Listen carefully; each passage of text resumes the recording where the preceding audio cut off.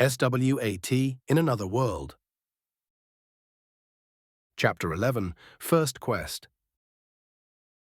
Smoothing things out with Marcus hadn't been too hard. Things were still a bit shaky between them, and they still disagreed on the subject of eliminating those who knew their secret and meant them harm. But both men respected each other's judgment, and both agreed that the ideal scenario was to never have to go through that, to never have to make that choice. When he'd told Jesse, Aaron, Chris, and Eddie about this decision, Jesse and Aaron agreed almost immediately, saying it was the best thing to do. Eddie looked uncomfortable, but also seemed to think the pragmatic approach was the right one. Chris didn't voice his opinion, but it was clear he was uncomfortable with it. They were all sitting around a circular polished oak table now. The crystal chandelier above hung almost within arm's reach, casting long shadows across their faces while they ate in the compact dining room. Lella had apologized for forcing them to eat in such cramped confines, but Jared found that he felt more secure like this, with a solid wall to his back and his eyes fixed right on the door ahead. Steam rose from platters of roasted meat and root vegetables as they ate dinner together. The food had been brought up to them by Lella herself, her baggy eyes still just as exhausted as the first day they had met her. Gagan had turned in for an early night, the long day of talking at the lectern having taken a toll on his lower back, leaving the boys to themselves. Jesse sat with his usual straight-backed posture as he ate, his lean, wiry build almost mirroring Marcus. Close-cropped dark hair framed a face that was all angular, sharp lines. It was hard to believe that Ramirez was so lean now, especially when he'd practically been a pudgeball in college. A thin scar traced the length of his right forearm, a line of white against his deep bronze skin. His hands, calloused and steady from years of weapons handling, moved with precise economical motions as he sliced into his steak, only chewing the piece twice before swallowing the chunk of meat. Jared had no clue how Jesse hadn't choked to death yet with eating habits like that. Chris's green eyes narrowed in apparent disgust at Jesse, his posture relaxed but always ready to move. He had a lean frame and regulation short black hair that contrasted with his pale skin. His square-like face had earned him a lot of mockery back in the academy, a lot of people having nicknamed him Steve because of it. Hell, even Jared had gotten in on the joke, asking Chris to come and wire up some redstone for his kitchen. He didn't talk to Jared for like a month after that, but that was a long time ago. Chris had grown a thicker skin over the years, no longer bristling at the old nickname. Back in the academy, merely mentioning Minecraft in his presence had been enough to make him storm off, red-faced and getting all huffy. He cut into his steak precisely, making perfect square slices, taking off bits at a time and chewing slowly. Aaron sat quietly at the edge of the table. He was the shortest of the squad, with a thin build that belied surprising power. His blonde hair was trimmed short, showing early streaks of grey at the temples, a sandy beard of stubble covering his face. He had deep-set blue eyes that missed nothing, flickering from plate to door constantly. Back in the academy, he'd always been a slacker, one of those kinds that never studied but passed every single test anyway, a lazy genius, much to Mark's chagrin. Now he was more stern and serious, but every once in a while his true attitude would show itself with strange, and most times inappropriate jokes. He ate with efficient, methodical motions, every slice of his knife low-key and controlled. Eddie himself had already finished his meal, leaning back with a satisfied grin on his face as Marcus continued to pick at his meal. They had all started speaking in Fayesh to one another, instead of English, to familiarize themselves more with the language, and the result was that they now sounded native. It had been only a couple of days, as Gagan had predicted, and not a trace of the English language was still in their pronunciation. They needed to make it a habit now, as English couldn't be spoken while they were here. Aaron leaned back in his chair, running a hand through the sandy stubble at his chin. Almost ready to get out of here. You'll think I should shoot my shot with Lella before then, or what? Eddie snorted, his massive shoulders shaking. You're like half a head shorter than she is, man. Aaron narrowed his eyes, jaw tightening. At least I'm not obese. Eddie leaned forward on his forearm, the wooden table creaking under his weight as he glared back. Careful, princess, or I'm going to have to stuff you in the pocket. The two men held their glares for a heartbeat before both erupted into laughter that echoed off the dining room walls. Jesse shook his head, knife pausing over his plate. Can't believe you're trying to get with a girl in another dimension, man. Aaron shrugged. She's wife material.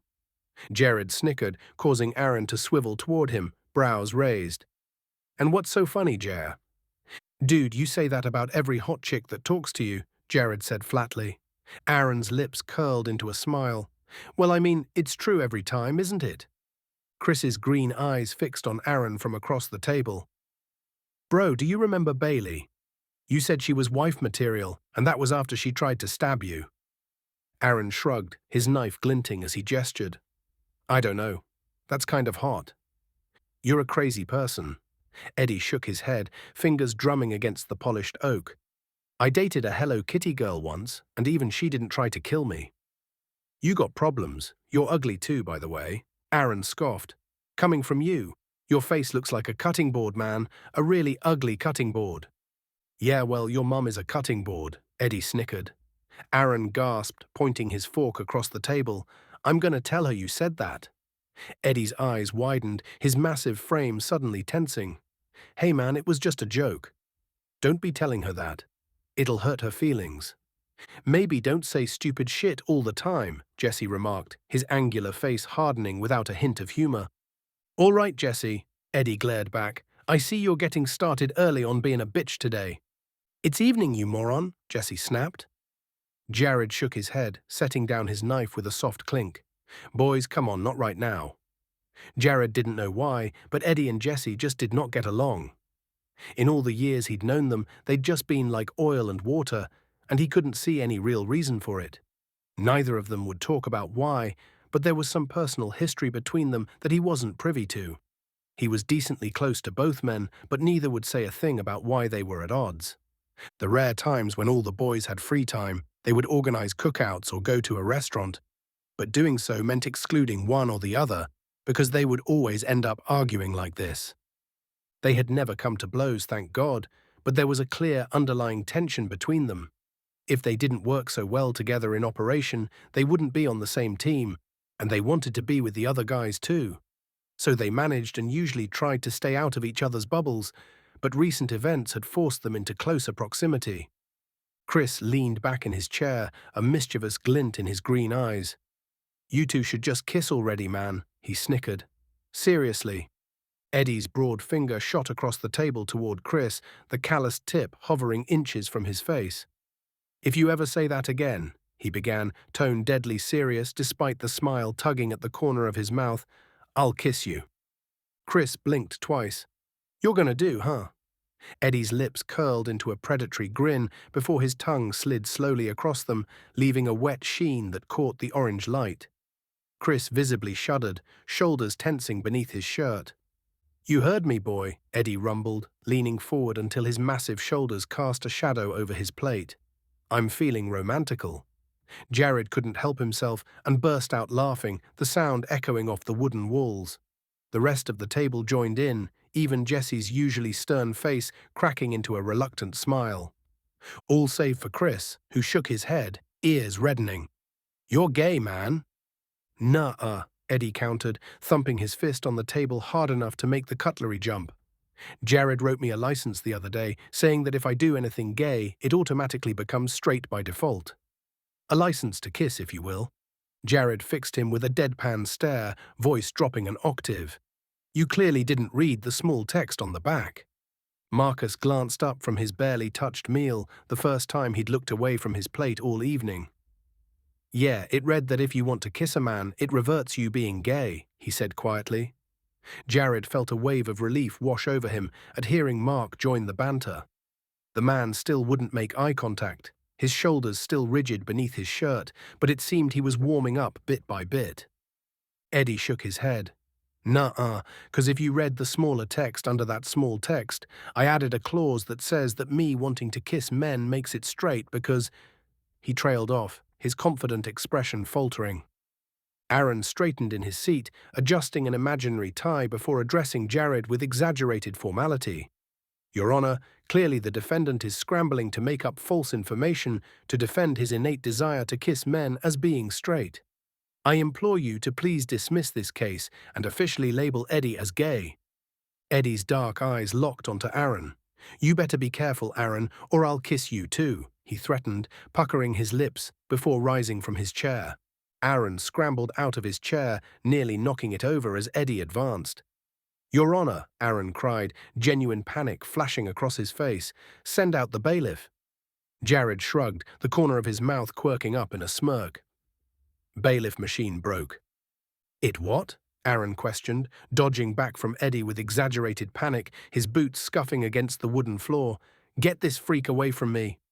"Pucker up, Buttercup," Eddie snickered, his broad shoulders hunched forward, long arms blocking all escape. Chris cut off Aaron's retreat, arms spread wide like a goalkeeper, giving Eddie time to lunge forward and clamp both massive hands onto Aaron's shoulders. "No!" Aaron wriggled in the vice-like grip. "He's gonna make me gay." "Save me," he whined, his eyes crinkling at the corners despite his protests. The guys all started laughing raucously, tears forming at the corners of their eyes. This was just like back in their younger days. The levity was more than welcome, his face beginning to hurt from how much he was smiling. Right before Eddie's lips could touch Aaron's stubbled cheek, though. The door swung open with a creak, and standing in the doorway was Lela, her baggy eyes wide, jaw going agape. Everything seemed to freeze for a moment, and Jared pinched his brow. Of course, she had to come in when they were all acting like teenagers. Eddie straightened, both literally and metaphorically, after a brief pause, stepping away from Aaron, who put his hands behind his back, drawing himself up to his full height. "Sup, girl," he grinned, his earlier panic evaporating instantly. "We're just, didn't mean to interrupt you," Lela replied before slowly shutting the door, her slender fingers gripping the edge. "Wait, we were just messing around," Aaron explained, rushing forward before wedging his boot in the doorway. "Right." Lela drew her lips to a line, her pale face unreadable. "Just messing around," she said flatly. "It okay if he's your lover?" "No," Aaron insisted, his voice cracking slightly. "We were just being goofy, just being guys, you know?" Lela just stared for a moment before shaking her head, her dark hair swaying slightly. "I'm afraid that I don't. Are Outworlder men typically infatuated with one another?" "He came on to me first of all," Eddie sighed, putting his hands on his hips with a smug grin stretching across his face. "Then he started playing hard to get." Aaron's head slowly turned toward Eddie, his eyes wide with open fury, nostrils flaring. "So you're saying that you're just, messing with each other?" she asked, fidgeting with the sleeve of her robe. "Do men act as lovers for humor?" Sometimes," Aaron answered, turning back to her, shoulders slumping. "I don't understand why that's funny." Lela shook her head, her brow furrowed. "But very well, listen, I know it's late, but—" She fidgeted, opening the door slightly, the hinges groaning. Jared's eyes narrowed as he leaned forward, the chair creaking beneath him. "Is there something wrong? You look nervous." Lela let out a sigh. "It's nothing. Likely my imagination, but I swear I heard rustling in the archive chambers, and well, it's just me down there." Her gaze flicked nervously between them before settling on Eddie. "There aren't golems set in the archives, and the ones in the lobby wouldn't investigate if I asked, and you're all, large. Could you please check? I need to go in there, but She hesitated. "I'm scared." Jared leaned forward, brow furrowed. "Are we allowed to do that? I thought we had to stay on the second floor no matter what." Lela's eyes darted to the floor. "Well, yes, but—" She sighed, shoulders slumping. "You're right, it's probably nothing. Sorry for bothering you." "No, hold on, we'll go check it out." Jared rose to his feet, chair scraping against the floor. "Just a quick sweep, we'll clear all corners." "I shouldn't let you," she said, interlocking her hands. "That would be breaking the rules." Eddie pushed his plate aside. "Listen, just go back to your counter. If you hear boots behind you and that door opening, don't look back. People are probably going to check it out later." "What do you mean? Do you mean yourselves? Why wouldn't you just use the stairs? You have direct access." Her eyes widened with sudden understanding. "I mean, if these hypothetical people were to walk behind me, why not take the stairs? They'd avoid the lobby entirely." "Because stairs aren't optimal for these guys," Chris added with a knowing look. Marcus nodded, the ghost of a smile crossing his face. "If there's something dangerous, these hypothetical people could be attacked." A single doorway is safer. They'd be exposed on the stairs. I see. A small conspiratorial smile crept across Lella's face. Well, if these people were to do this little errand, I'd consider it a quest and offer a proper reward. She glanced over her shoulder. Off the record, of course. The guys exchanged quick glances before turning back to Lella. Sounds good, Jared said with a smile. We'll scare off the boogeyman. Chapter 12. Yellow Jackets. Jared led the stack towards the door, now donned in their full tactical gear and wielding their long guns. Sure, it wasn't likely to be anything serious in there, but there was no reason to head in underprepared. Lella made a point of staring straight ahead past the counter, not looking back to see them as they stacked up by the door. She wasn't in line of sight for anyone potentially within the archive once they opened the door, thankfully, though the rarity of proper firearms in Violend put him somewhat at ease. Not completely, though. His lessons with Gagan, along with Deldy's memories, made it clear that firearms were very real in this world.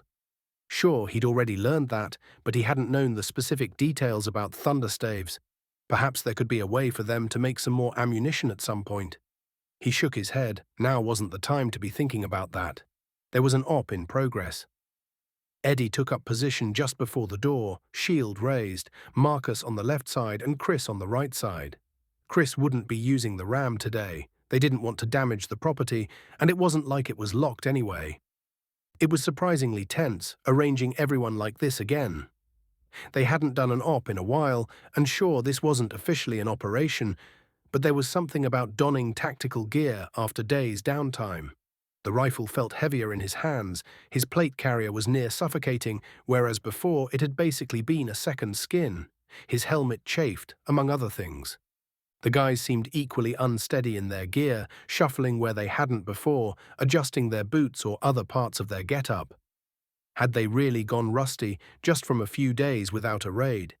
Jared locked eyes with Chris, then tapped 2 fingers against his own chest before extending them toward the door. Chris's hand gripped the doorknob, looking to the rest of the guys. Eddie sank into a practiced crouch behind his shield, the rest of the squad prepared to cover every angle of the doorway as soon as it opened. Jared then signaled Chris open it, and Eddie rushed in, Marcus following him and covering his flank. The rest of the stack followed, all pushing into the chamber, their flashlights illuminating the dimly lit archives. Nothing seemed out of the ordinary, until Jared's eyes landed upon an upturned stack of papers. There were other signs of vandalism scattered here and there, ancient leather-bound tomes ripped apart at their spines, parchment edges chewed to pulp and slick with viscous yellowish saliva that reeked like pepperoni. Leather bookmarks dangled like flayed skin from half-devoured texts. Entire folios had been gutted, their covers discarded like hollow shells, while the pages within had vanished completely, not even scraps remaining to hint at their contents. Lella had not been imagining things. Jared's gloved hand flashed a series of precise gestures, index finger circling, then jabbing toward the scattered papers, palm flat with a downward push, signaling caution. The team acknowledged with sharp nods as they continued on, long guns at the ready. They advanced in formation, boots silent against the stone floor, weapon-mounted lights cutting through the musty darkness. Each operator cleared their sector with practiced economy, muzzles tracking smoothly from floor to ceiling, sweeping the towering oak bookshelves that loomed 15 feet high. The ancient shelves were deep enough that a man could lie flat across them. Perfect tweaker hiding spots. That added with the fact that these shelves were easily climbable only added to his paranoia. There could be someone up above, waiting to ambush them. The suspect, whoever or whatever it is, could be on top of these bookcases. Marcus kept his eye skyward, scanning the tops of these bookcases as they went. They'd need to get someone on the stairs to look across the tops of the shelves. They weren't going to be climbing these after all. They cleared each aisle one by one, boots lightly thudding against the stone as they cleared the site. His flashlight caught a glint of something liquidy on the ground, shining on it fully to see that it was a trail of torn-up parchment. The ripped-up paper on the floor here was practically confetti, covered in that nasty yellow pepperoni grease, leading deeper into the archives. He indicated the parchment, then the squad pushed in that direction, keeping their eyes peeled as they went. What they found was a jagged hole in the stone floor, roughly 6 feet in diameter, coated in that nasty yellow grease. Jared signaled Aaron and Jesse with a quick hand motion, 2 fingers pointed at his eyes before jabbing them toward the jagged opening. They nodded in unison, dropping to stable firing positions 10 feet back from the hole, weapons trained on the pit. Aaron's rifle light cut a harsh beam through the yellow slicked edges, while Jesse kept his muzzle tracking in a slow figure-8 pattern, ready to fire. Satisfied with their coverage, Jared tapped Marcus and the others to continue clearing the archives, their boots leaving tacky prints in the pepperoni-scented residue as they went. The stuff was everywhere now, sucking at their boots like spilled soda. It pissed him off to no end. He hated that feeling. He ignored the budding irritation in his chest. Inop was not the time to complain about a pet peeve. They cleared the rest of the chamber without issue, it being completely empty of threats. Technically, they weren't supposed to be down here, but this wasn't something he could keep from Lela. Something had busted in here, likely some kind of creature or multiple creatures, and started eating the papers in here. But why do this? What was the purpose? He and the rest of the team regrouped with Jesse and Aaron, who were still keeping their rifles trained firmly on the hole. Eddie knelt with his shield in front of him, pistol aimed at the jagged opening. NVGs. His voice was steady despite the tension in his shoulders. We clearing that too? Jared chewed his lower lip, weighing options. We should go tell Lela first before we make any decision here. I'll go handle it. He gestured toward the hole with his chin. You keep an eye on that. If anything comes out, try to apprehend it if you can. If it's a bunch and they rush you, don't take any risks, full lethal. I have a feeling it's a lot, Marcus added. Deldy's telling me that much. I mean the memories, he corrected quickly. But I mean, look at all this damage. If it were one big thing, then things would be a bit more screwed up in here. Jesse nodded. I see something yellow, not this crap, he said, indicating the goop on the floor. Something hard and scary looking. It's fuzzy. Bugs? Chris's eyes narrowed at the pit. I think whatever it is, it's bugs. Jared and the rest of the squad grunted in affirmation. That sounded right to Jared. If they're just bugs, don't hesitate to shoot them. Jared ordered, only apprehend if it's something that can be reasoned with. Eddie's nod was curt, professional. The other operators silently adjusted their stances, weapons trained on the opening. Jared moved back to the door, cracking it open just enough to whisper through the gap. Lela. The woman's gaze flicked back, then returned to the golems. Her shoulders relaxed as she exhaled. I suppose if it was truly breaking the rules, she murmured, then these would have tried seizing you when you went to deal with that gargoyle the other day. She turned her head toward him. What is it? You weren't imagining things, Jared replied. Lela pivoted fully, eyes widening. Oh my goodness, what was it? Her voice trembled slightly. Not sure. Jared kept his tone even, matter of fact. We don't know what caused it, but there's a big-ass hole in the middle of your archives now. Whole bunch of your ledgers and other books are all shredded or half-eaten. And there's this sticky yellow crap everywhere. He leaned forward. Do you know what could have done that? Lela's mouth opened and closed wordlessly before she shook her head. No, she whispered. May I see it? Jared shook his head. No, we don't know if it's safe in there. You need to stay out for now. Do you have anyone you can contact? Any guild officials or other authorities you can to report this to? She shook her head. Not right now, she answered. Most everyone is asleep at this hour. I could fetch my coat and go ask my peers what to do. She paused. Though in truth, when it's the night time, I am the one in charge of guild matters. I don't have much power, of course, but as this is part of a quest you have taken, I ask if you would be so kind to investigate what could be in that hole. Jared blinked. Why don't you have those gargoyles outside do it? They look like they can fit through there, he said.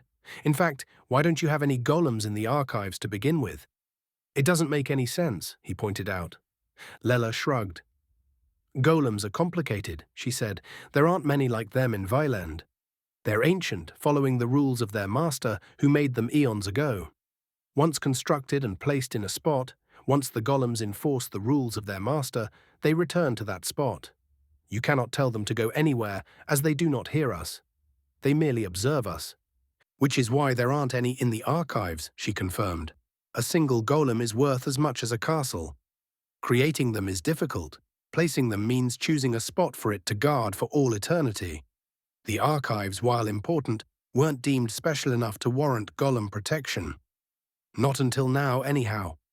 Jared then looked to the golems in front of the counter before saying in Fayesh, "Hey, someone broke into the guild."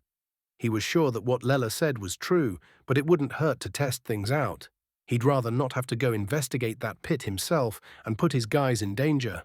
So if he could get the golems to get in there somehow, then he would. Unfortunately, the things didn't reply to him at all, standing still as statues. "Damn," he said. "You weren't kidding. They only enforce where they can see. They can't hear anything." "Can they even see?" Jared asked. "They don't have eyes. Actually, wouldn't Marajin and his boys be safe if they started talking about us?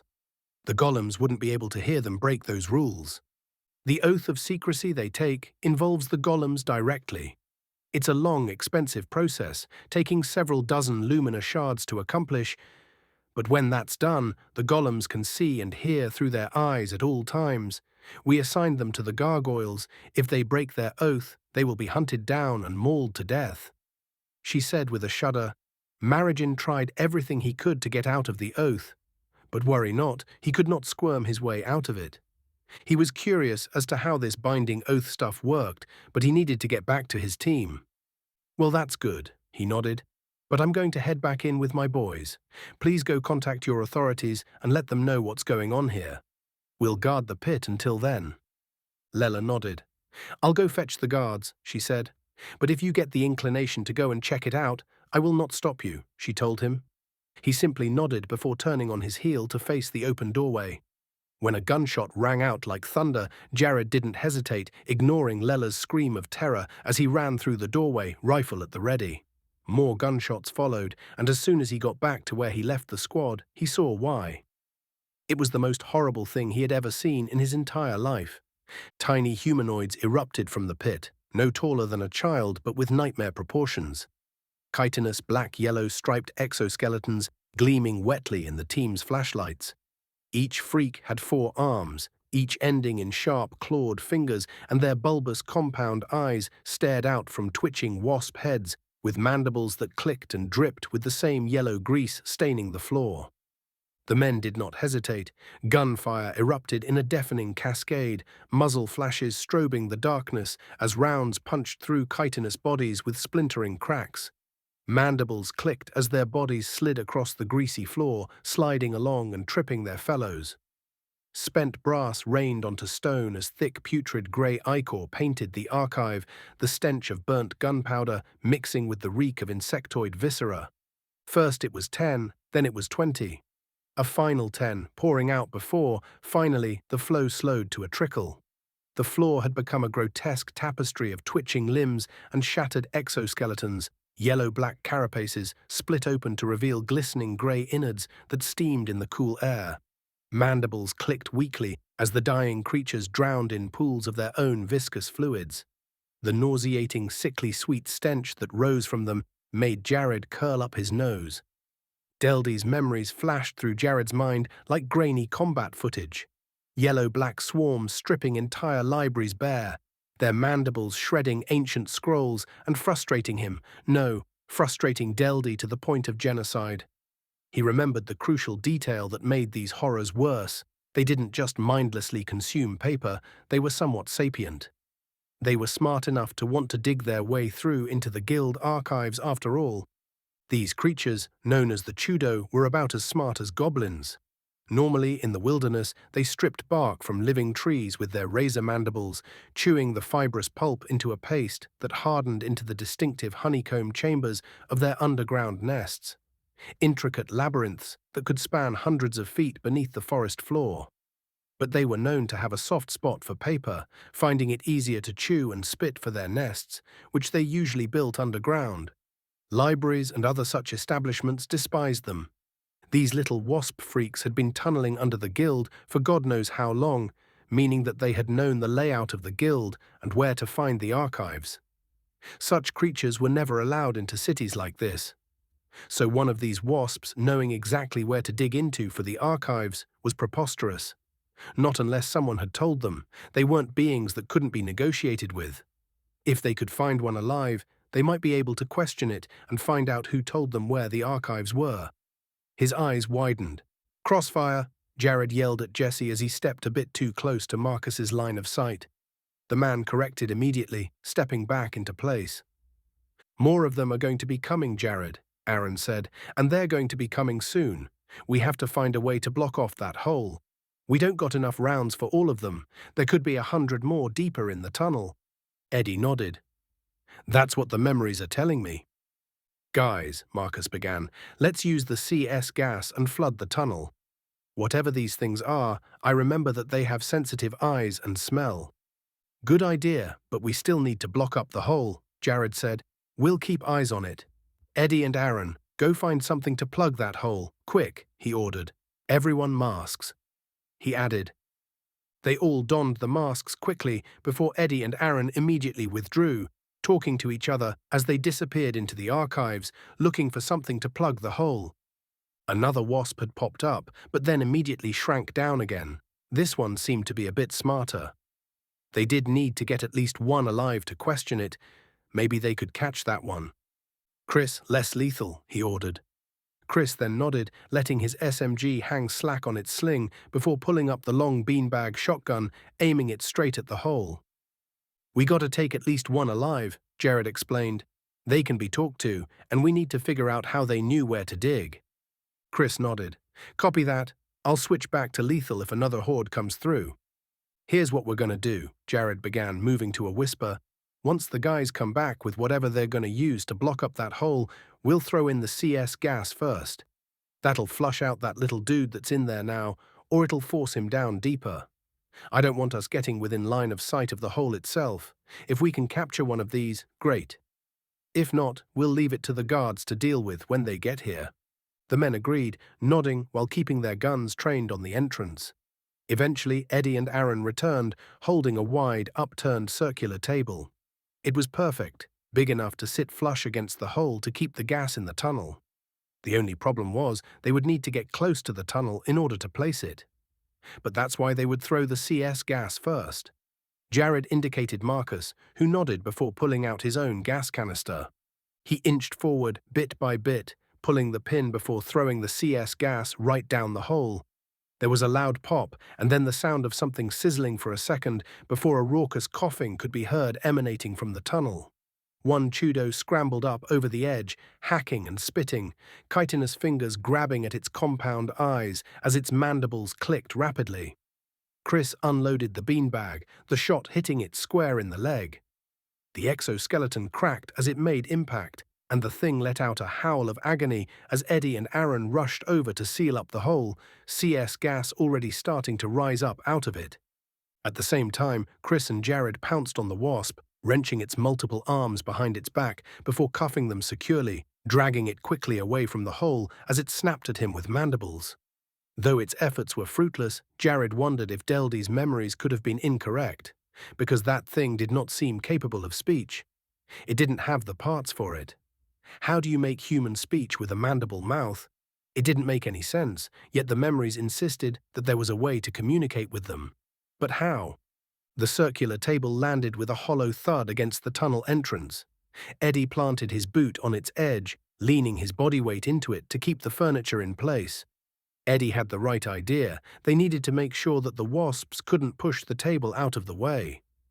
Doing so wouldn't just let more of them in here, it would let the CS gas in, which, while it wouldn't affect them due to their gas masks, would affect the guards when they came to investigate.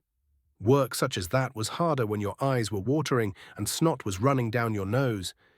They needed to find something to barricade it, to make sure it stayed pinned. "Eddie, keep your foot on that table," Jared ordered. "Boys, let's start stacking furniture on top of that thing, quick." The men all immediately began gathering other pieces of furniture across the archives, arranging them on top of the table while Eddie kept a firm foot on it, leaning his entire weight onto it. They heard scratching coming from the inside of the hole now, the table beginning to bulge or budge with every scratch. It seemed the bugs were trying to get out of the tunnel. Either they needed to get out through this way, which was barricaded, or they had to go back to where they came from, wherever that may be. If they could keep the entrance sealed long enough, they would be forced to go back, unable to deal with the CS gas. He was almost tempted to order another one thrown in there, but he didn't want to uncork the hole now, nor did he want to use another CS gas canister yet. They weren't going to get any more of these while they were here in Valand. He already lamented the amount of ammo they had used blasting those wasps into chunks of meat. He estimated that they had all just spent a fourth of their total ammunition gunning them down. Highly inefficient. "All right, Eddie, step off and get back," Jared ordered, the man removing his foot from the pile of furniture and the table. The captured wasp creature kept snapping its mandibles. In anger or pain, he couldn't really tell. The pounding against the barricade had slowed, eventually coming to a complete stop. The bugs within, no doubt, had decided to flee the other way. It wasn't sure if they would come back or not, but it seemed that they had successfully completed their first quest, protecting the guild's archives from being eaten, of all things, by a bunch of disgusting little wasp men. And this wasn't where he thought his career would lead him to. Chapter 13, Cleanly Done. The Chudo they had arrested had not been cooperative in the slightest. Jared had tried to communicate with it, but it stubbornly kept its mouth, which happened to be just above the mandibles, shut, seeming to glare at them with its giant compound bug eyes. No other wasps attempted to break through the barricade covering the hole in the archives, thank God. But he had really been hoping to get something out of this wasp they captured, to get some intel to offer to the local authorities. They had tried some of the different methods that Deldy himself had used, pulling together their memories to try and get it to talk. But while these methods would have worked in other circumstances, this particular Chudo did not want to speak with them at all. They'd tried offering it paper, threats to the larvae, lying and saying they would release it if the thing would just talk. This happened back home with normal suspects as well, refusing to cooperate no matter what you did. It was the same principle, even here, even with a creature such as this. Still, though, they had done it. They had completed their first impromptu quest. There was a small sense of fulfillment in that, something he hadn't felt during an op in quite a long time. Back when he'd first started his career, he could remember a time when finishing an op cleanly filled him with a sense of pride. But in the years after that, it just became dull routine, though that was only for the jobs that weren't mentally crushing. He'd been on ops he'd never feel pride for, no matter how clean the op went. Finding women that had been locked in basements for years, men forced into slave labor for cartels, and then the children. By God, the children. There were things he had seen that he wished he could forget. That never happened, that could never happen. But these weren't things that could not ever be erased, unfortunately. He'd almost broken ROE several dozen times over his career, nearly turned his gun upon the perpetrators who'd caused the horrors he'd seen to begin with. The only thing keeping him back was his sense of duty, along with the knowledge that these people would suffer way worse in prison. A quick death was a mercy, and he didn't want to be merciful to these people. It took quite some time before Lela returned, leading a retinue of plate-armored men into the archives. There had to be about 20 of them in all, led by a short yet broad human with a long dark beard that spilled across his plated chest. Jared had told the guys not to talk until out of earshot, not unless they were directly spoken to by the local guards as to avoid suspicion. Jared's speech was on native level now for sure, but his squad needed a little bit more time to clean up, according to Gagan. They probably would be fine talking, to be honest, but no reason to take a risk. The guards of Shriet's End looked at the barricade with shock and with revulsion for the pepperoni-greasy saliva stuff covering everything. The lead guard sneered at the Chudo corpses before looking to Jared. The guard's eyes narrowed. "Is this your adventuring party?" he asked, his gauntleted hand gesturing toward the men behind Jared. Jared nodded. "Yes, sir. We're new adventurers," he answered. The guard's head jerked back slightly, eyebrows lifting. "Sir," he echoed, voice tinged with genuine surprise. "Most adventurers don't so much as look our way unless it's something involving a quest or they've come into trouble with the law. Usually your kind think you are above us, at least until they cross the law, then they change their tune." His weathered face softened, the corner of his mouth curling upward. It's refreshing to see your kind take such a respectful tone with us. Well, Jared began, I suppose you could say I have experience, but enough about that. The Tudo have been put down and they've run back through those tunnels. I don't know how far it goes or how long it took them to dig the tunnel in the first place. But we did capture a one right over there, but it is uncooperative. If you know a better way to interrogate it, then maybe you can get something useful from it. We already tried, but it won't talk to us. The guard stroked his long beard. I don't have much experience with these creatures at all, he said. I've heard about them, but as you know, such beasts aren't allowed within city limits. Hell, they're not even near Shreet's End, or so I thought. Usually adventurers are sent out to exterminate the nests before they can become a problem, so I don't know where these ones came from. Jared glanced at the Tudo before looking back to the guard. Well, if you don't know of any active nests just outside the city, then maybe there is one being cultivated underground somewhere in here. Like maybe in your sewer system or something. That could be, the guard replied, eyes shifting to the bound Tudo. There will be a thorough investigation, and we'll have guards posted here to ensure that the archives are not damaged again.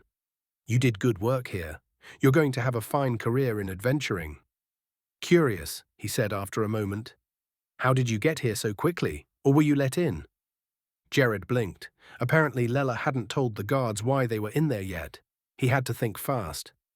We do a lot of our adventuring at night, Jared answered.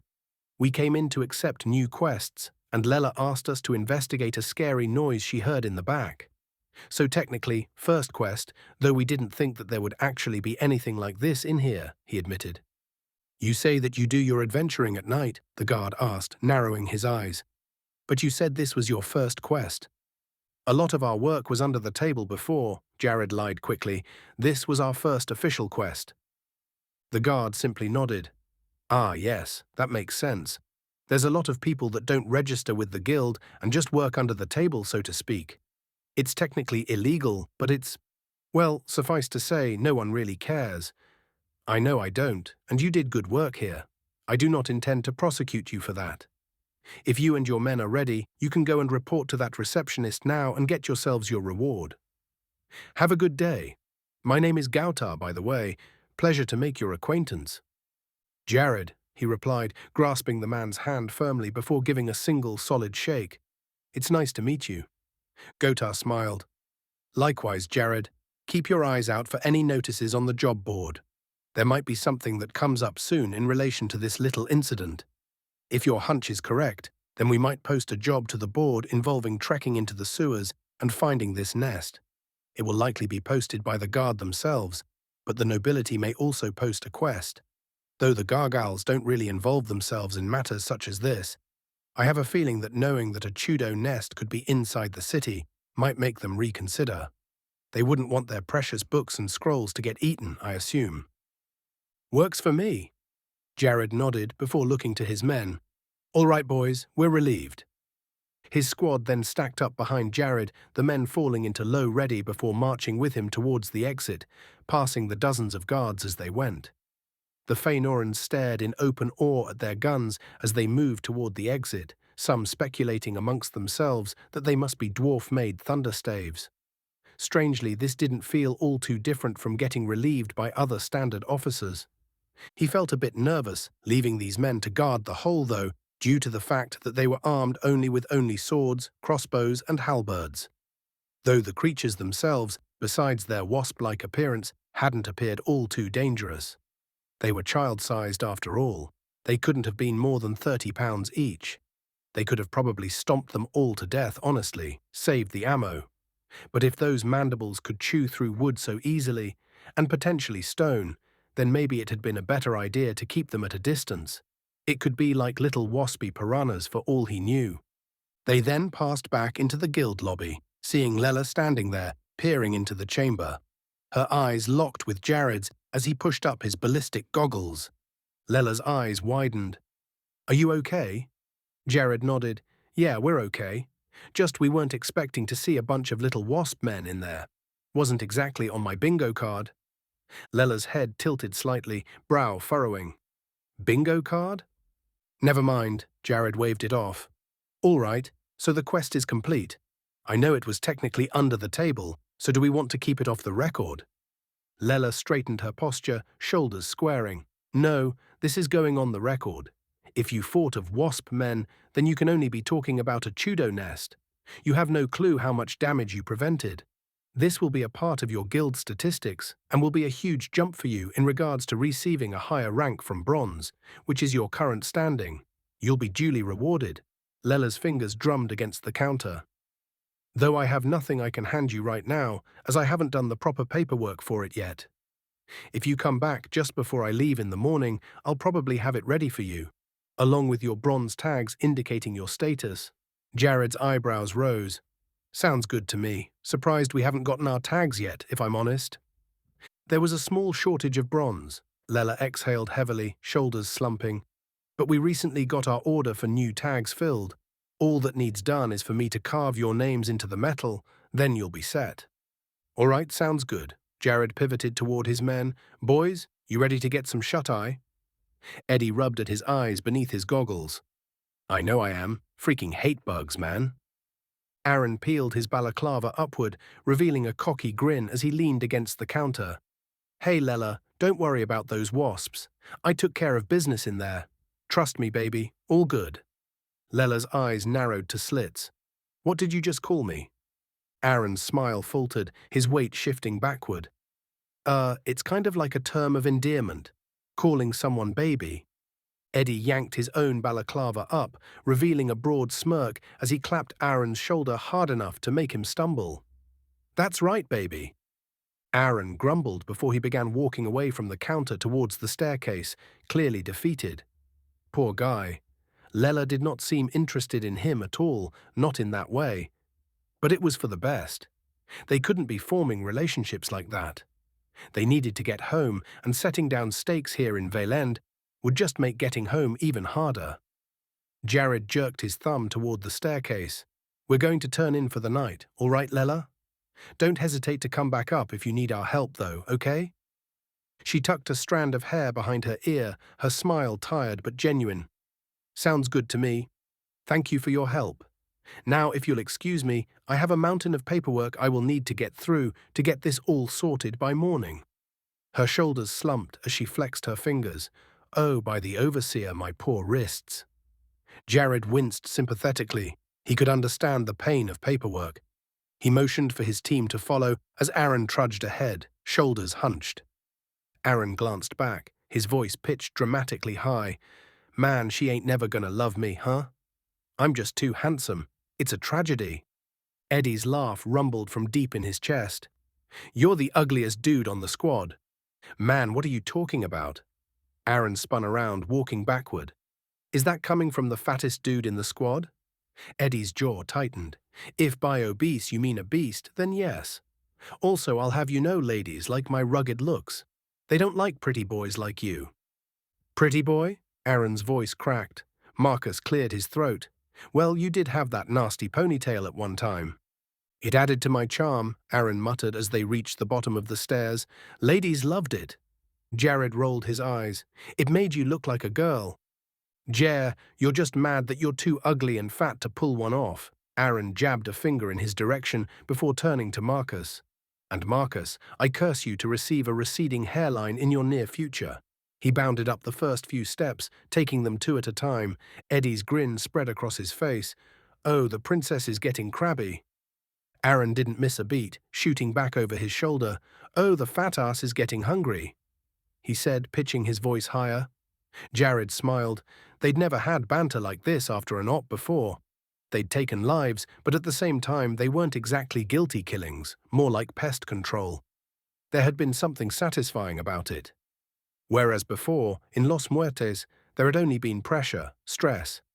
Not to say that this little quest was stress-free, of course. They all walked up the stairs together, a sort of levity in the air. Even Eddie and Jesse didn't argue as they all padded up to their chambers and continued speaking to one another, before eventually departing to get ready for bed. Jared lay back on his mattress, a smile on his face as he drifted off to sleep. Chapter 14. Nativity Test. Today was the day of the nativity test, finally. It feels like it had been forever since they first stepped foot into the guild, but the truth was that it had only been about a week. Gagan said that they were well and truly ready now, that they should pass as natives to most people. They only needed to finish this last test, the most important one, to convincingly pass as native Fenorans. The combination of Deldi's memories and Gagan's lessons should make that easy. On top of that, they all didn't have any English accent anymore when speaking Fayesh, and they understood enough basic history, along with some niche topics, that could convincingly pass them off as being native. Gagan stood in front of his lectern, hands gripping the sides of it, as he leaned forward, eyes shifting to each squad member in turn. "Today is the big day," he announced. "We have quite a few people picked out to run you through today, just to make sure there aren't any holes in your logic." His voice dropped to a conspiratorial tone. "But I think you're going to pass with flying colors. Now the first person coming in to talk to you is an elf woman. She works as a scribe in our Krillvane branch." Gagan's eyes narrowed. "Of course, she, along with the other testers, have no idea that you are Outworlders, and you need to keep it that way." Stroking his beard once, he added, "I have informed her and the others to try and spot anything strange about you, so they will be on the lookout for something off. This is to help mimic what an Outworlder hunter would be on the lookout for. Just to warn you, the last person to test you will have something different about them. Now, do you have any questions?" Jared raised a hand. After Gagan's nod, he lowered it and leaned forward. "If any of them discover our origins, do we need to take more tests?" Gagan stroked his beard. "Yes.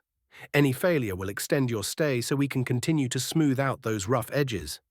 Fear not, though. I have every confidence that you'll succeed." Eddie's hand shot up. "Yes?" Gagan turned his attention to him. "How many examiners should we expect?" Eddie asked. "3, Gagan replied, ticking them off on thick fingers. "First will be our elven scribe. Her centuries of experience will help her spot any knowledge gaps. Remember, these individuals arrive prepared to challenge you. They'll probe with questions, and your answers must be flawless." Marcus's hand shot up next. "Who are the other 2 testers?" Gagan replied, "A fellow dwarf from Embera, such as myself, who works around Lumina shards quite often and will test your knowledge on that, among other things. Some of which might be a bit more niche and surprising. He can catch you off guard, that one." Gagan sighed. "And as for the last," he grinned, "we have a normal citizen of Valand, chosen at random from the people of Shriet's End. A wild card. They were told not much, just to test you on your knowledge as the others will do. I know I said that it would only be guild employees, but I felt that putting you up against a commoner would be good for enrichment. They were also told to look out for anything strange. Now then," he clapped his wide hands together, "are you ready to begin?" Jared looked back to his squad, seeing them arranged in different desks that were in rows. They all looked to him and nodded. Jared then turned his gaze back to Gagan, locking eyes with the dwarf. "We're ready," Jared said. Gagan nodded, pleased. "All right, then we will begin. I will send in our first tester. Her name is Vyra. Good luck, boys. They will be coming in one after another as you finish their tests, after which they will come out and tell me what is wrong with you all." With that, Gagan turned on his heel and marched out, his heavy boots thudding against the stone floor, the classroom door swinging shut behind him with a definitive click. A moment of tense silence followed before the latch lifted again, before the door swung inward, revealing Vera, who glided into the room with the effortless grace. She was tall for a woman, being only a few fingers shorter than Jared himself. Her long red hair hung in curls down to her back, which contrasted with the thick green robes she wore. She stepped up to the lectern before looking at all of them, narrowing green eyes, likely trying to pick out what could be off about them. Her freckled nose turned up as she sniffed the air, then stared at them again. "You don't look or smell too different," she said, pursing her lips. "But there is something off," she continued seemingly to herself. "You too," she said, pointing to Marcus and Jesse. "You're different from the rest. Why is that?" "We're shardwalkers," Marcus answered immediately. "In my shard and his, everyone mostly looks like us. Because as you know, the longer people are settled in a shard, the more their descendants begin to change to adapt to that shard's environment." Jesse nodded. "That's right. My shard was really hot and had a lot of sunshine," he explained, indicating his deeply tanned skin. Unlike you Veylanders, my people adapted to see a lot of sunshine. And what are your people called? Vira asked Jesse, staring at him intently. He only hesitated for half a second. Hispanios. He smiled, shooting a quick glance at Jared. Hispanios? Was that the best fake name he could come up with? There was no way she'd buy that. Hispanios, she said flatly. I can't say I've ever heard of such a people. Jesse shrugged. There's billions of shards out there. You can't have seen everything in the Overseer's creation. Fair enough, she gave a respectful nod. Now I am curious. What are your people called? She asked, turning to Marcus. Japes, he replied, keeping his face straight. Jared almost wanted to put his head in his hands at hearing these fake race names. All they did was change up the lettering a bit. But perhaps that was good enough. Vira wouldn't have heard the word Hispanic or Japanese before, after all. But in that case, maybe it would have been fine to just say the actual racial name instead. I've never seen anyone like you before, she noted. Fascinating if you pass on. Would you both donate your bodies to me for dissection? Jesse and Marcus shot disgusted glances at one another before back to Vira, both saying, no, in unison and disgust. Vira nodded to herself. I'll convince you later. Shardwalkers, huh? That must have been what was different about you. I'm not sure why I was brought in to find out such a secret. It is not like being a Shardwalker is a horrible crime after all, she finished, before glancing over the rest of the squad. Now that I look at your companions, your facial structures and skin tones are similar to Veylander humans. But there are small differences that normal people wouldn't see. Different skull structures and such. You must all be Shardwalkers then. She nodded to herself. My genius is unparalleled. Would any of you donate your corpses for dissection? Of course, Earthling races wouldn't exist normally in Feanor. Jared could maybe pass as a Veylander at a glance, but the humans of this shard weren't European. They were basically their own race, only sharing a skin tone. Vira's eyes gleamed with scientific interest as she leaned forward over the lectern. I notice none of you have answered my previous inquiry, she said, tapping one long finger against the wood. Would you consider donating your bodies to my research after your inevitable demise? Purely in the interest of knowledge, of course. Jared straightened in his seat, maintaining eye contact with Vira as he cleared his throat. Ms., with all due respect, he began, his tone firm but diplomatic, fingers tensing slightly against the edge of his desk. And I think I speak for all of us here. We don't want to be dissected. Her shoulders slumped in visible disappointment. She straightened the sleeves of her green robes with a practiced motion, then leaned forward against the lectern. Very well then, we will continue with the testing. She drummed her long fingers against the wood, her gaze sharpening as she fixed her eyes directly on Jared. Please explain to me the history of Veyland. Roughly. Hyperspecifics are not required, but they will earn you more of my respect.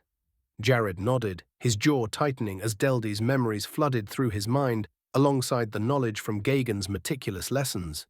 He squared his shoulders and met Vira's expectant gaze. Veyland is one of the older shards in Feanor, he said, his voice measured and confident. It's been around for tens of thousands of years, woven into the fabric eons ago by the Overseer. It's in a perpetual state of chaos, however, partly due to the nature of the arena outside Gargle city-states. Vira's eyes glittered with academic approval as she tapped her long fingernail against the lectern. Yes, very good. Now you, big man, she continued, gesturing toward Eddie with a quick flick of her wrist. Do you know why the arena has not been conquered? Why none can ever hope to conquer it? Eddie shifted his weight in the chair, his broad shoulders tensing as he considered the question. After a moment he leaned forward, resting his forearms on the desk. It's a combination of a lot of things. There's no one problem. There are armies of bandits out there constantly squabbling for territory, along with various types of monsters, their nests, and other creatures that make it unsuitable for habitation. For normal people anyway, lots of criminal gangs hide out in the arena, like the Knotted Veil. Not only that, at nighttime it gets even shittier, pardon my language, with even some forgotten beasts stomping around. Vira nodded, apparently satisfied with Eddie's answer. Her gaze swept across the room before settling on Marcus. You there? What are forgotten beasts? Marcus straightened in his chair, shoulders squaring. Forgotten beasts are twisted monsters that live beneath the ground, hundreds of miles down. Normally, the dwarves of Embera were the ones who had to deal with them the most, as their kingdom extends deep underground, but in the arena, they freely roam on the surface, though that's mostly at night. Vyra nodded with scholarly approval. Yes, this is true, she said, tapping her fingernail against the lectern. So mighty it would take an army of Gargan to overcome them. Her eyes narrowed as she scanned the room, voice dropping to a more challenging tone. Speaking of which, the Gargan, what are they? Jesse cleared his throat. The Gargan are the military arm of the Gargle nobility, ma'am, he answered. They enforce their will in their city-states. They're not like guards that patrol cities. Rather, they're specifically for engaging in war, like with other Gargals and their Gargan, or attempting to clear out new territory in the arena. Vyra smiled. Yes, that is correct. The Gargan are the dogs of the Gargals. Do not say that I said that, for as you know, the Gargals…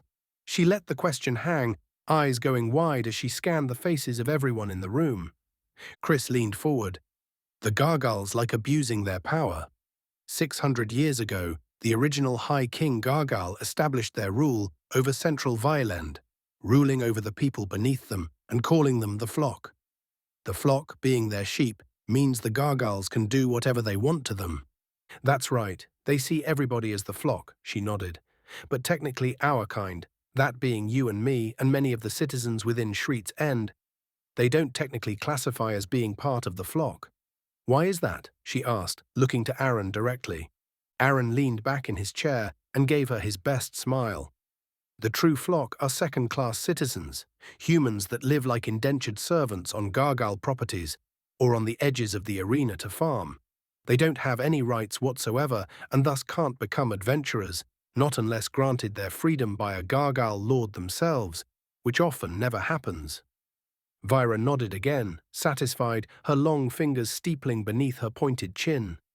She launched into another barrage of questions, her voice rising and falling with academic fervor as she pivoted from one squad member to the next. What of the yellow-eyed orcs' territorial markers?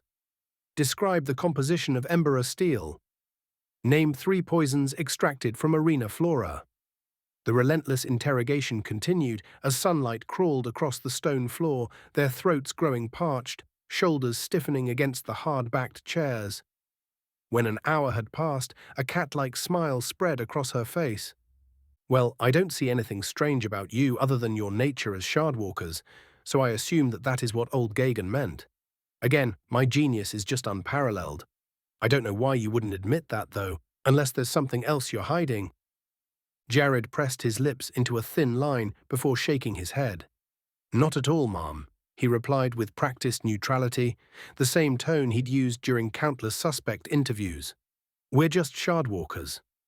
Around him, his men rumbled their agreement, Eddie's bass particularly distinct among the chorus of affirmations.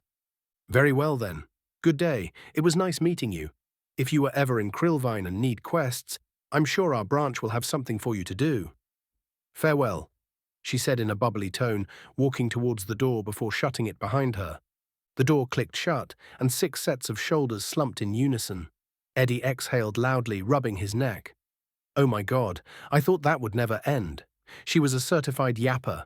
Jesse massaged his temples. My head hurts. She's a teacher, Marcus countered, straightening in his chair. That's her job. No, she's a scribe, Jared corrected, stretching his arms above his head.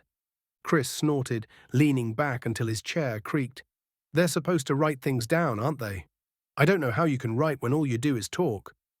Aaron jabbed a finger across the table. Hey, don't you be talking about my future wife that way, he glowered. Eddie's laugh boomed across the room as he slapped his knee.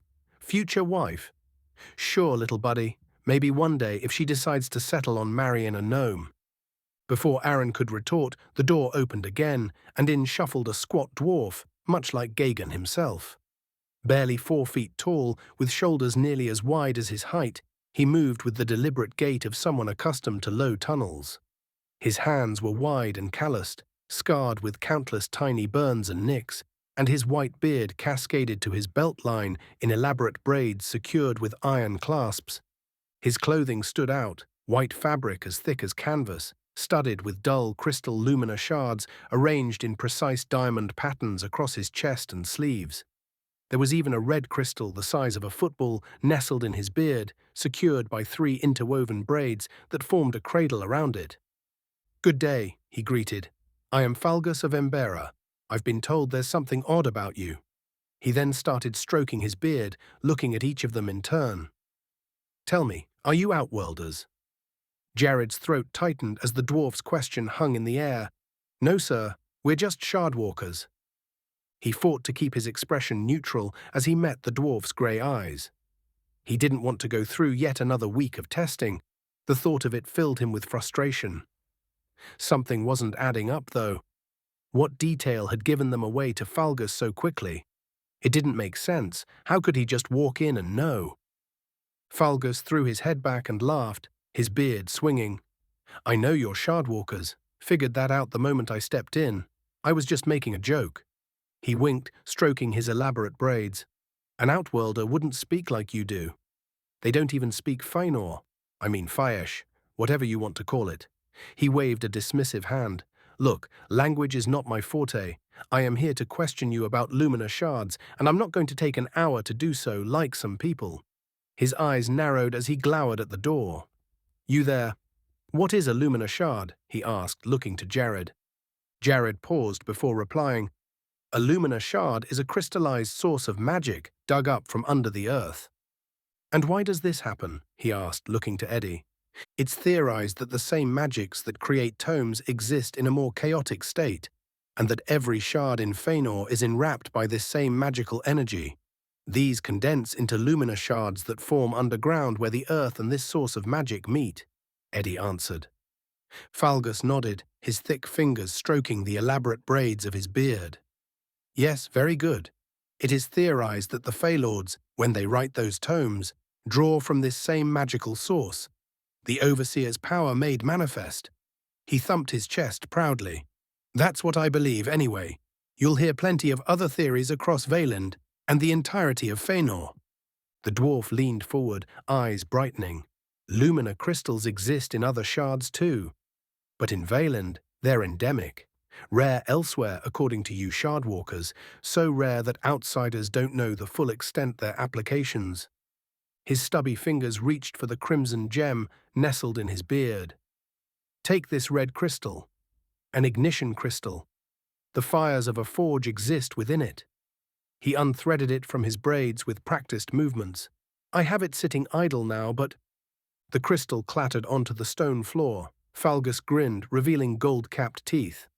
"Good thing you have stone ground here." He clapped his hands once, then slapped the crystal with a meaty thwack. Heat blasted outward like an opened furnace door. Jared flinched backward. Around him, his squad stared, mouths slightly open.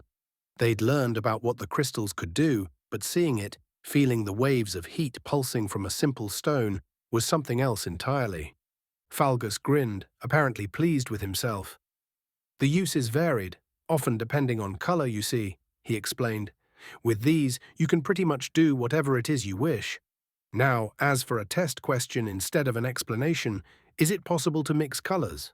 "Anyone?" he asked, looking at the class. Chris nodded. "Yes, you can," he confirmed.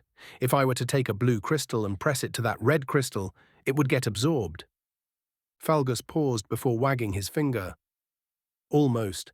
The truth is a bit more complicated than that. If Lumina shards could just eat each other, you wouldn't be able to carry them in the same sack now, would you?" he asked rhetorically. "No, it is a very deliberate process, fusing crystals. It can be done with bare hands, sure, but it would take ages. Which is why glimmer seekers, such as myself, use specialized tools to expedite the process. I did not bring my tools, but I advise that you do not try to fuse crystals on your own. Find an experienced glimmer seeker to do so. Most of us are dwarves, and yes, while we cost dozens of crystals to hire, we can make Lumina shards that can do just about anything you want." Hearing that, the boys all looked to each other, eyes wide. The ideas ran wildly through Jared's head. Reusable flashbangs, NVGs that never ran out of battery. Hell, the limit was basically their imagination. They just needed to be more familiar with the subject. Jared felt the ghost of Deldy's knowledge stirring in his mind, fragments of crystal theory that had seeped into all their borrowed memories. If they were ever going to find a way home, mastering this subject would be crucial. After all, it was Deldy's crystal manipulation that had torn them across realities to Valand in the first place. Their future was going to involve a lot of Lumina shards and a lot of interaction with these Glimmer Seekers for sure.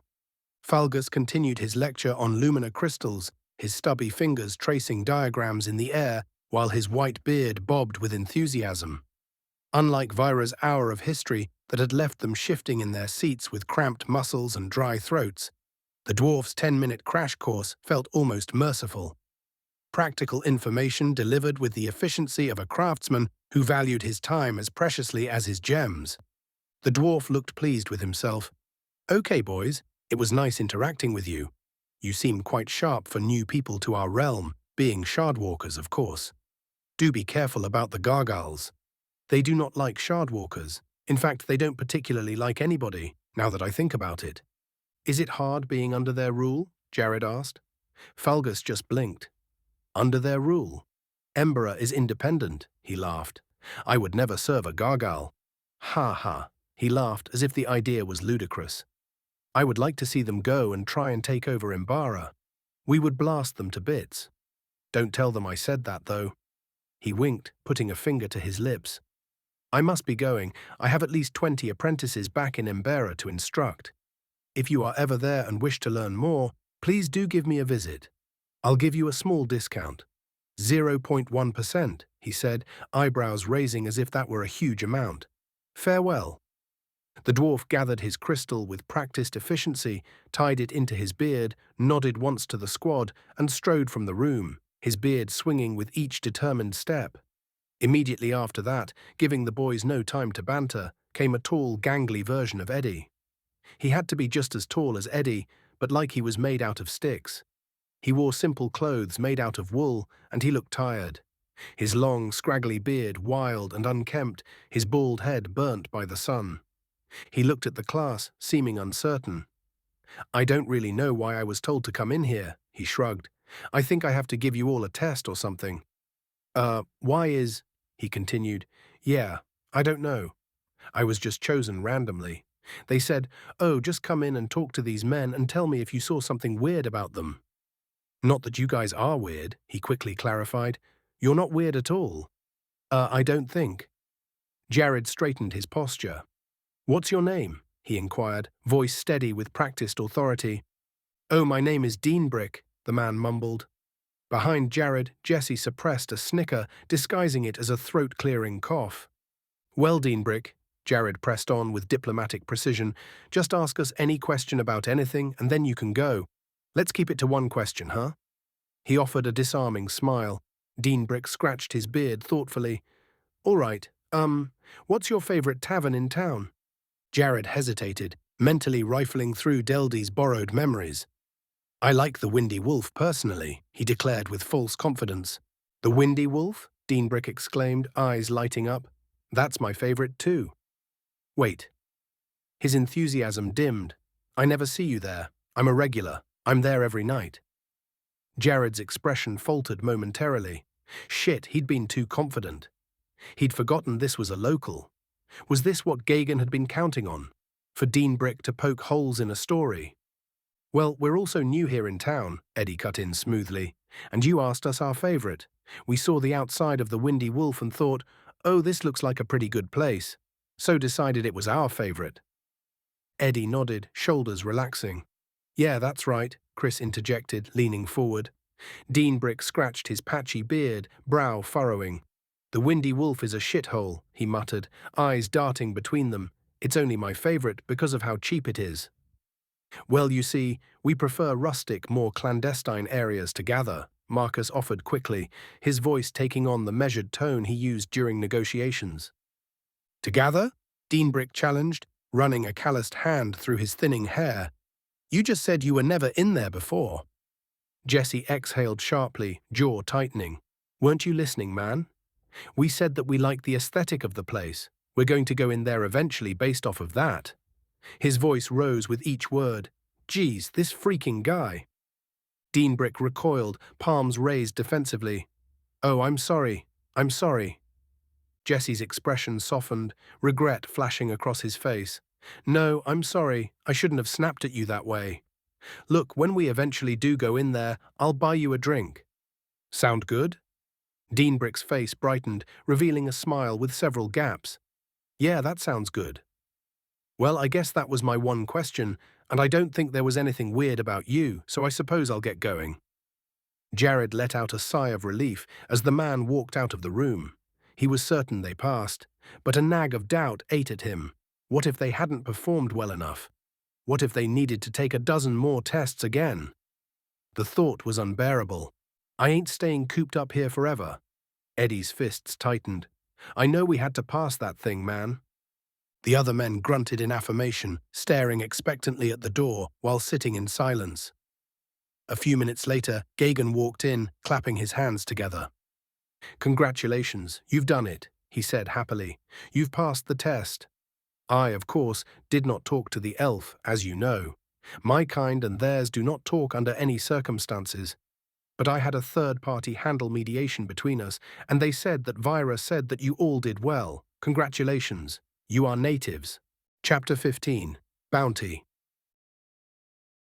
It felt almost strange gathering up all their stuff, but they had passed the nativity test, and their time at the guild would be coming to an end.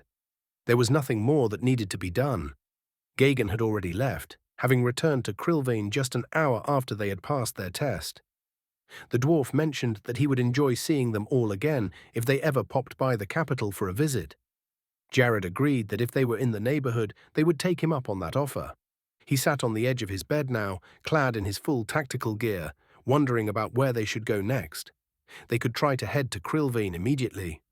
There were more resources there, along with access to more scholars that knew about Lumina shards, potentially meaning that there could be a person there that could understand crystal tuning.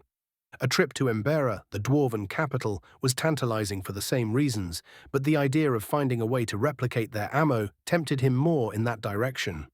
He decided that it might be in their best interest for them all to remain in Shriet's End though, at least for now.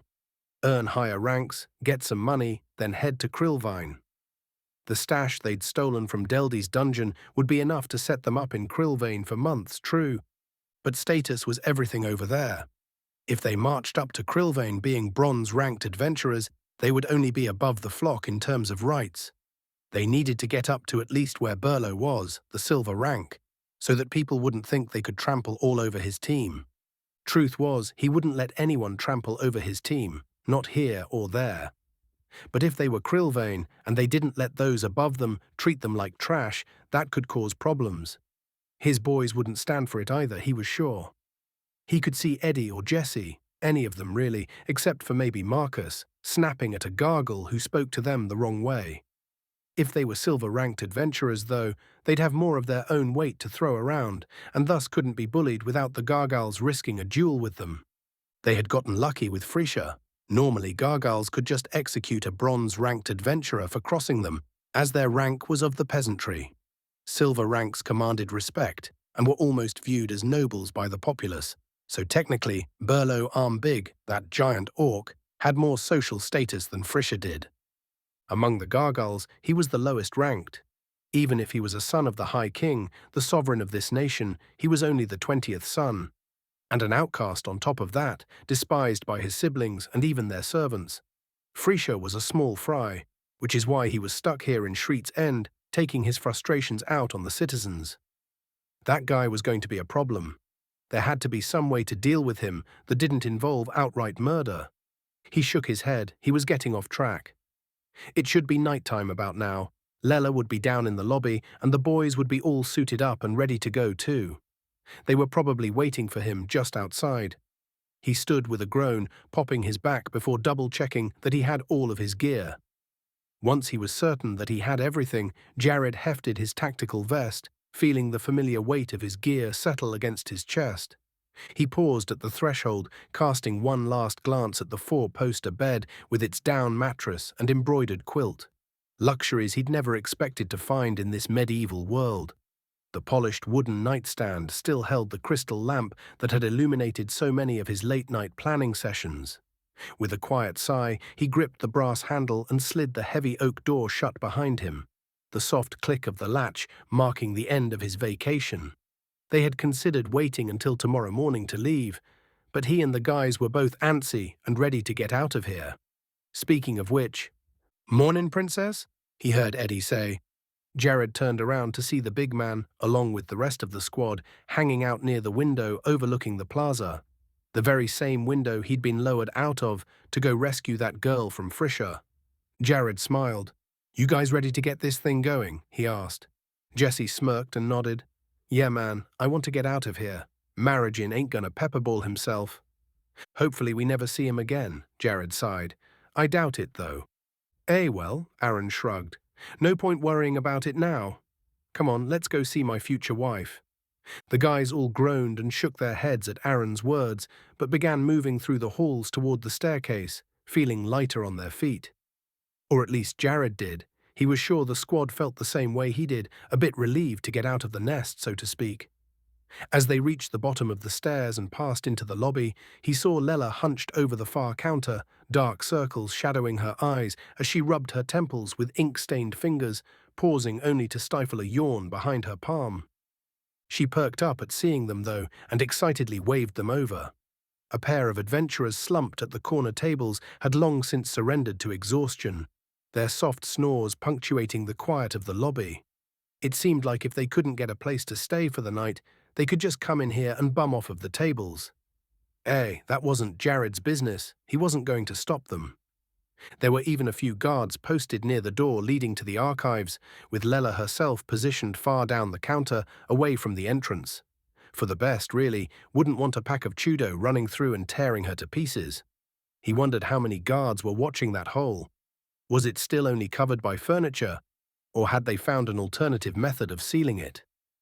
"Good evening," Lella said excitedly as they reached her. "Are you ready to start heading out? Remember, as soon as you step foot over that threshold, you can't go back to the second floor. That will be closed off to you as you are now natives, and as such will be treated as such," she continued, whispering. "So ensure you have everything before you leave." Jared gave a firm nod. "Gear's all accounted for," he confirmed, patting his tactical vest. "We quadruple-checked everything, didn't we?" He glanced back at his team. Eddie's massive frame shifted as he adjusted his shield harness. "Clean sweep, boss. Rooms like we were never there." Lella's shoulders visibly relaxed. That's excellent." Her fingers fidgeted with a loose thread on her sleeve. "I should mention, your presence here has been reassuring," she admitted, her gaze shifting down for an instant before finding his eyes again. "Don't be a stranger if you decide to stay in Shreet's End." He furrowed his brow a moment. Surely Lella didn't. "Nah, no way." "No, don't worry. We're going to be in town for a while," Jared told her. "We'll come visit you. And honestly, we decided we don't want to deal with too many other adventurers during the daytime, so most of our quests will be accepted at night if you don't mind the extra work." Lella brightened immediately. "Why, not at all," she said. "In fact, while you're all here, would you like to look at the quest board? All you have to do is go over to the board itself, find a quest on a piece of parchment, grab it and bring it to me, and I will approve or disapprove it, depending on your rank. Though, in truth, all you need to do is read the finer details to find out if you're eligible to accept it. There should be a minimum rank requirement written on it somewhere." Jared looked to his men, who shrugged, uncertain. Then he looked back to Lella. "I don't see why not. Boys, let's head over to that job board. We'll be right back," he told Lella, before pivoting and moving across the room toward the quest board mounted on the far wall. His squad followed him closely until they reached the board. It dominated the wall, easily 8 feet wide by 6 feet tall, smooth at the edges from years of hands reaching for postings. Dozens of yellowed parchments in various states of curl and tear competed for space, secured by thick, round-capped steel pins that glinted in the orange lumina light. Some notices were fresh with crisp edges and vibrant ink. Others had faded to near illegibility, their corners dog-eared and stained with what might have been ale. Jared's eyes scanned the crowded board, taking in the rainbow of quest parchments. Silver-bordered notices promised substantial rewards for clearing out something called the Sunken Spire, but required silver rank. The embossed metallic border, practically gleaming with importance, juxtaposed next to that, was a faded yellow notice with childish handwriting that offered 3 crystal shards for locating a spotted dog that had run off from its home. Between these extremes lay dozens of bronze-appropriate tasks: escort missions to neighboring hamlets, requests to recover stolen goods, and bounties on local troublemakers. Each quest bore the telltale stamp of the guild in the corner, a crossed sword and quill that legitimized even the most mundane request. Apparently in Valand, anyone with the posting fee could turn their problem into an adventurer's payday. Dog-finding wasn't exactly what his team was suited for, and these silver-ranked quests seemed a bit too dangerous, not that they even could accept them. Another one caught his eye, though. He pulled it from the board, his men gathering around it to read it closely. It was a drawing of a man with a mean mug, a deep scar across his brow and bald head. Above his head, written in Faesh, "Wanted." Below the portrait was the description of the job. Minimum requirement: a team of bronze ranks. Name unknown, wanted dead or alive for the murder of Doggy Willett, the merchant. Suspected to be hiding out in either the arena or the slums of Shreet's End. 10 lumina crystals if dead and brought into the guild. 20 lumina crystals if brought to the guild alive. The men all then looked to each other. "I don't know, boys. I think this one seems up our alley," Jared said. "Do you want to go for this one? We do got to build up our rank. Bringing in a murderer is a good way to get some headway on that." Eddie nodded. "Yeah, I think we should. I don't see any details about any potential hazards, though. Like, what if he's in a gang or something?" "Whoever posted it probably doesn't have a clue," Marcus observed, shifting his weight. "We'll be going into unknown territory, but this is a bad dude, I'm sure. Bad dudes tend to stick together." "Not necessarily," Chris countered, tapping the parchment with his index finger. "Bad dudes also hate each other. He could be totally alone for all we know." "Yeah, but we don't know," Aaron muttered, arms folded across his chest. "That's the problem here, man. The less we know, the more dangerous it is. And 20 lumina crystals for something like this. It's kind of paltry, honestly.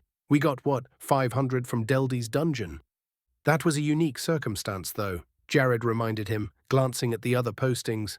"Look at the other quest rewards that are posted, and think about just how valuable these crystals are. This seems like it's pretty fair to me anyway."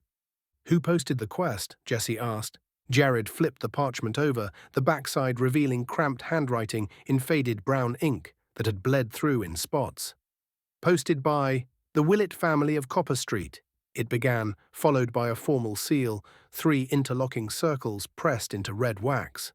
Below that, a paragraph detailed how the captured criminal would be remanded to guild custody for processing before transfer to the Shreet's End Guard for judgment and proper execution as befits the crime of murder. A final paragraph, written in a different, more hurried hand, pleaded that all righteous citizens of our fair city should demand the ultimate penalty for this heinous act against an honest merchant and beloved father of 4. Someone had underlined ultimate penalty 3 times, the quill having torn the parchment slightly on the final stroke. "They're going to kill him as soon as we bring him in," Aaron whistled. "Damn, that's harsh." "No, it doesn't say that." Jared shook his head. He pointed a finger to the parchment. "Look right there.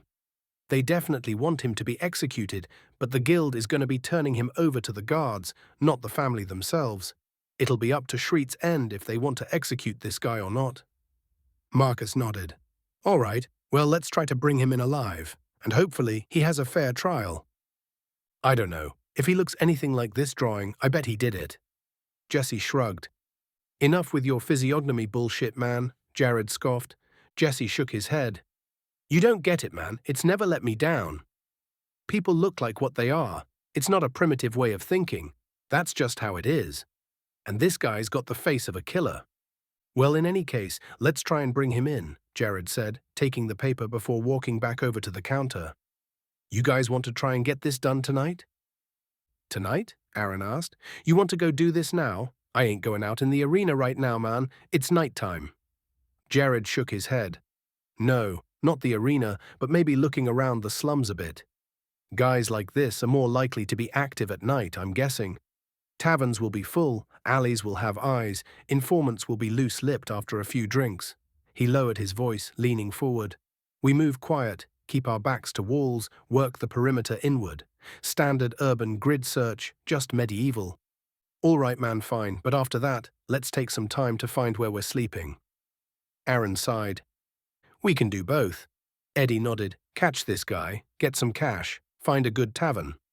The squad gave their affirmations, then moved back toward the counter, Jared placing the weathered parchment down in front of Lella. All right, this is the quest we want to take. Chapter 16, Dead or Alive. Jared unfolded the weathered parchment. Have you seen this man? He asked, holding the wanted poster at eye level. The citizen, a short, fat man with ruddy cheeks and watery eyes that couldn't quite focus, swayed slightly as he squinted at the charcoal likeness. His ale-scented breath wafted out heavily with each long exhale, Jared's nose crinkling up under his mask as it bled through the balaclava. After a moment's consideration, the drunk shook his head, jowls quivering. No, sorry, Sonny, I haven't seen him before. There's lots of his type, though, over at the slums, just over there. He gestured with a pudgy, dirt-crusted finger toward a wide alleyway where the cobblestones gave way to packed mud. Through the mouth of the passage, Jared could make out a warren of crumbling stone hovels, their uneven rooflines silhouetted against the night sky. Truth was, Jared already knew the exact location of the slums. He wasn't seeking directions, but conducting a perimeter check, systematically questioning anyone who might have witnessed the suspect's movements in or out of the area. The lack of a name hampered their investigation significantly. A name would have allowed them to ask specific questions about associations, habits, or frequented locations. Instead, they were limited to displaying the charcoal sketch, watching faces for micro-expressions of recognition and hoping someone would volunteer useful information. The fact he wasn't named but drawn implied that the suspect didn't know Mr. Willix. Rather, this seemed to be an in-the-moment attack, likely a mugging gone wrong, if Jared were to guess. This made the quest more complicated than they had originally anticipated, because all they had to go off of was this man murdered this man with no evidence, no intel on where he could be, no knowledge on who his friends were, nothing. Jared was beginning to think the true murderer fled to the arena. It would be insanely stupid to choose to remain in Shreet's End after killing an upstanding citizen this way. But he had seen criminals do dumber shit than that after committing a crime, so he couldn't know for certain. His guys were at his back, low ready as usual, 3 sets of eyes on the alley mouth. The wall loomed beyond, guarding Shreet's End from the horrors of the night. Darkness pooled between the hovels, broken only by the occasional flicker of candlelight from uncovered windows. Unlike the main streets with their evenly spaced lumina shards, the slums made do with what little illumination the poorest residents could afford. Good old candles. Had there been lumina crystals used for lighting, they probably got scrapped a while ago. These were the slums for a reason, after all. The fantasy world equivalent of tweakers would definitely be in there, along with the murderer they were hunting for. At least he hoped so, anyway, meaning it would be dangerous, even if they weren't looking for a killer. The fat man lurched away, each uneven step sending ripples through his ale-soaked tunic.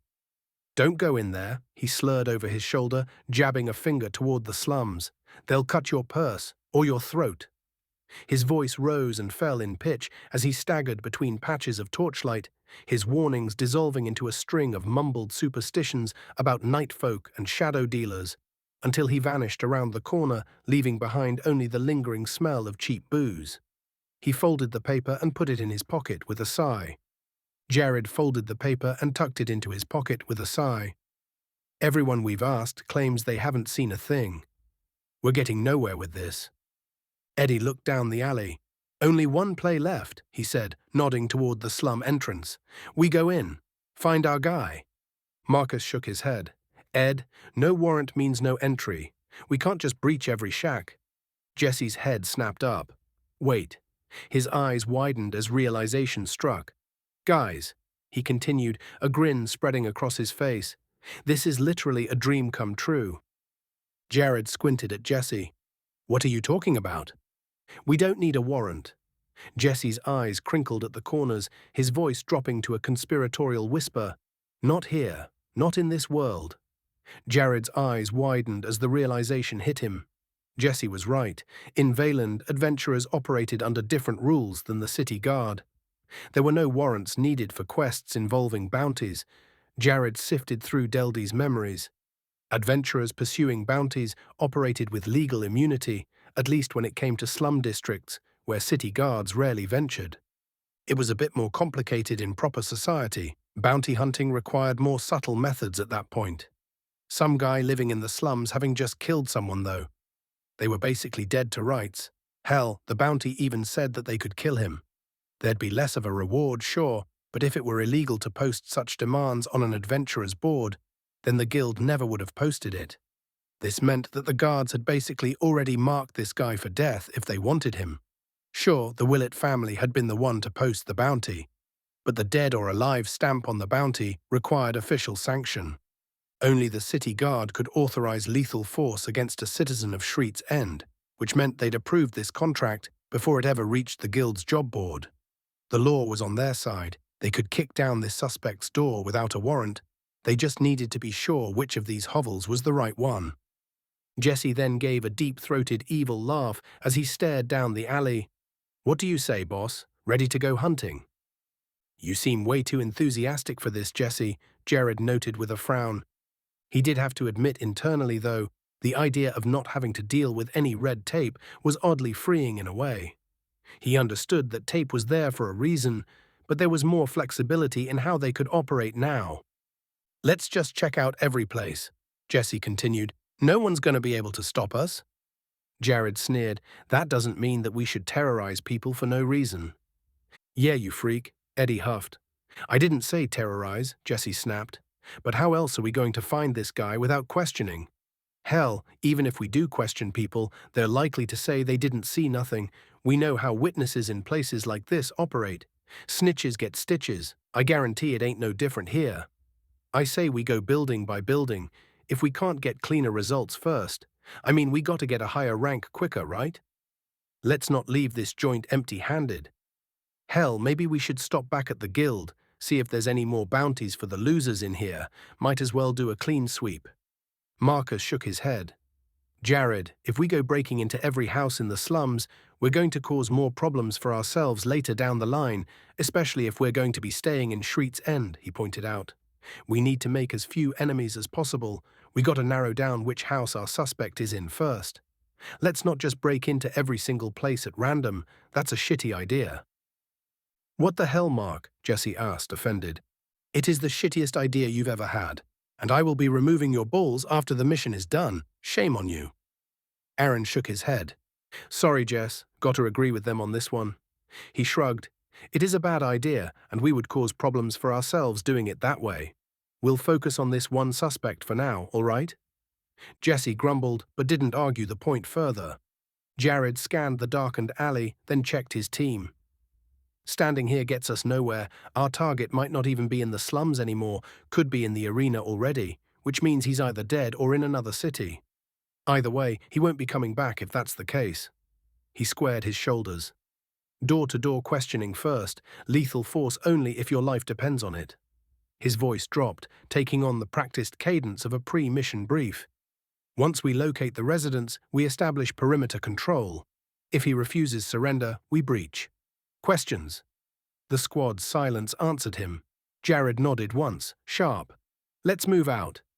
The squad moved in formation down the alley, each step echoing against worn cobblestones. Jared wrinkled his nose as they crossed the invisible boundary into the slums, that familiar cocktail of waste and mouldering hay that strangely reminded him of home. Dilapidated wood or stone structures crowded the center of the wide lot. Many of these hovels were open to the night, doorless and revealing only darkness within. A worn cobblestone path snaked through the slum's center, creating a rough grid around which the ramshackle dwellings clustered. And it wasn't exactly empty either. The streets here were littered with mean-looking people, all staring at them with disdain. Hunched figures lurked in doorways, their faces half hidden beneath matted hair or threadbare hoods, or gathered around stone fire pits, roasting rats or boiling stews of unknown origin. Jared scanned their faces for the man they were looking for, but couldn't find any matches. It was a good thing their target had that jagged scar on his brow. Without it, he might blend perfectly with the slum's denizens.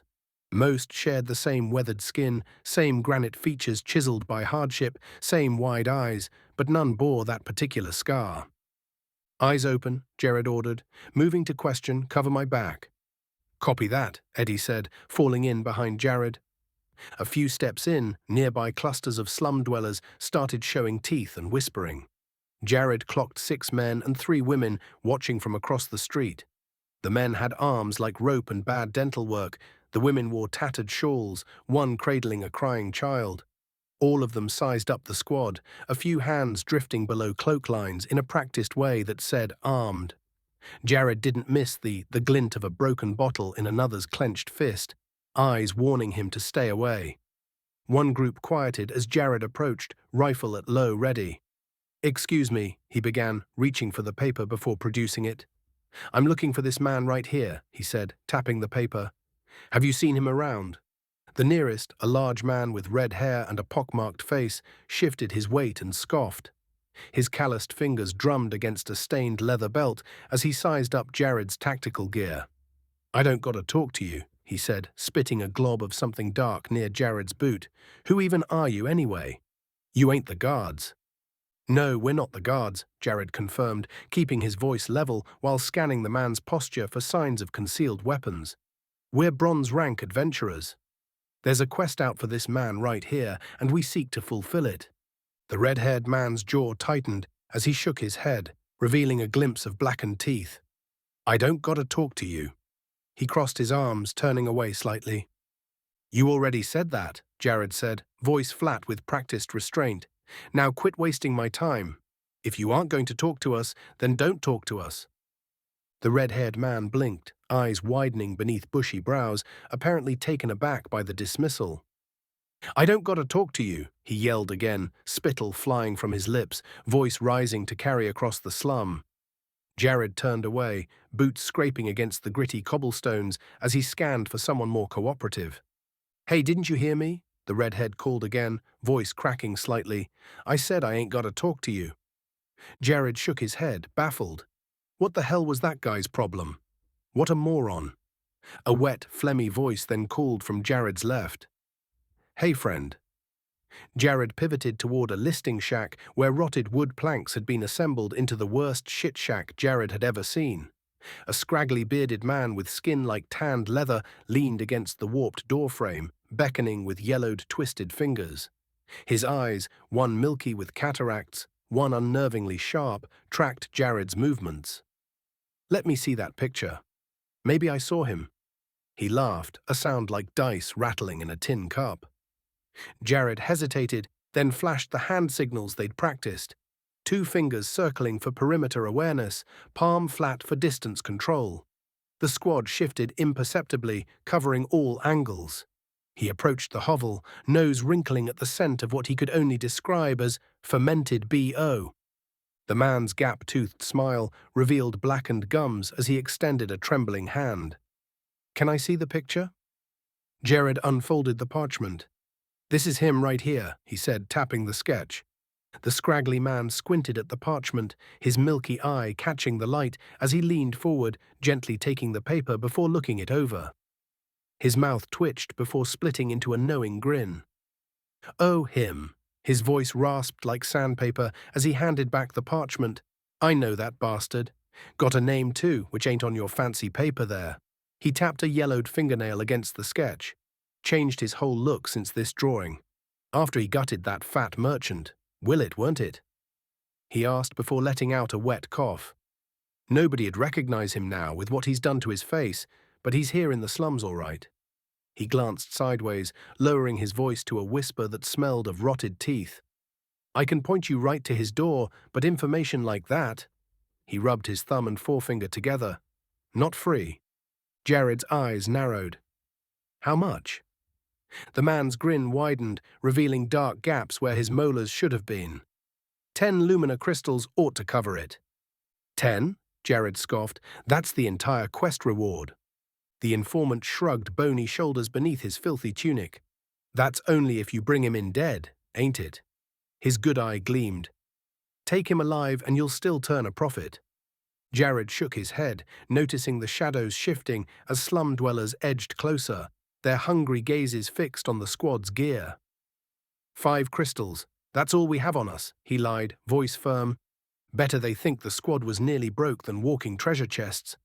The guys already had their weapons half raised, ready to fire the instant one of these people decided to go feral. Much to his surprise, the greasy man jumped up, his joints cracking audibly.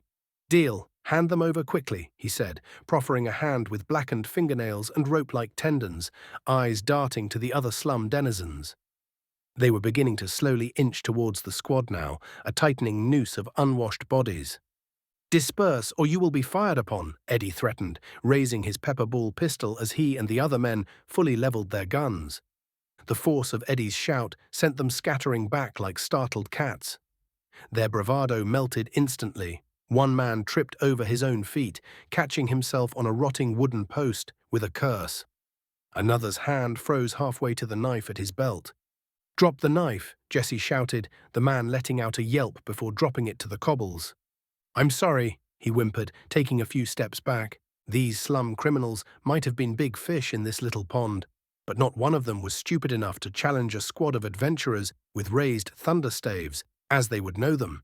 He almost gave the order to start arresting these people. But these crooks weren't who they were here for, and if they brought them to the guards, then… Deldy's memories indicated they'd just be released the next day, not wanting this filth to flood their jails. Jared handed over the crystals. The man plucked them from his palm one by one, holding each up to inspect before tucking them away inside his ragged tunic. Good quality, he wheezed, nodding with satisfaction. The man you seek is Selek, though he calls himself Gauche now. He traced an X shape over his own cheek. Changed his scar, carved it deeper, added another slice here. You'll spot him easy enough. The informant leaned closer. Back of the slums. Tall building, left corner. His voice lowered. Can't say if he's alone, but if he's got friends, they won't just let you walk away with him. Jared nodded. If any of the information that you gave me is false, we will come back for our crystals. Do you understand? He asked. The greasy man just nodded. Oh yes, I understand. Good luck, adventurers. Without another word, Jared set off, the stack falling in tight formation behind him. He glanced back over his shoulder, catching Jesse's vigilant scan. Weapon at low ready, muzzle tracking the ragged men Eddie had scattered like roaches. The slum dwellers hung back, shoulders hunched and eyes narrowed, but Jared noticed 3 of them already circling toward the informant's shack, hands hovering near concealed blades. The old man had retreated inside quickly, shutting the door before the sound of hammering could be heard from within the shack. He'd survived this long for a reason. Probably had an escape route, hidden weapons, or some other insurance against the predators that surrounded him. No one flashed that many crystals openly without a plan for keeping their arse attached afterward. They moved down through the slums for what felt like 10 minutes, ducking beneath laundry lines, strung between leaning buildings, and stepping over piles of filth he didn't wish to know the origin of. The stink of human waste mingled with wood smoke as they reached the back left corner of the district. Like the greasy man said, it was a tall building, relatively speaking, 2 stories of crumbling stone walls patched with scavenged timbers. Its thatched roof sagged inward at odd angles, riddled with holes where rain would pour through unimpeded. Flickering orange candlelight spilled from the gaps between ill-fitted shutters, casting jittery shadows that danced across the mud-slick ground surrounding the structure. Aaron, wedge the back door. Jared whispered, Chris, Jesse, go with him. When you're done, cover the perimeter and one of you keep an eye on the windows. Eddie and Chris with me, less lethal, he said, lowering his rifle before drawing his taser. I'll try to talk him into coming with us first. If that doesn't work or no one answers, we breach and clear. The men all began moving like specters in the night, following Jared's orders as he approached the front door, Chris stacking up on the left, while Eddie stacked on the right. Chris clutched the beanbag shotgun tightly, already half raised. Jared knocked on the door, 3 sharp, authoritative raps that echoed in the narrow alleyway, before taking a calculated step back, just beyond the arc of a potential blade swing.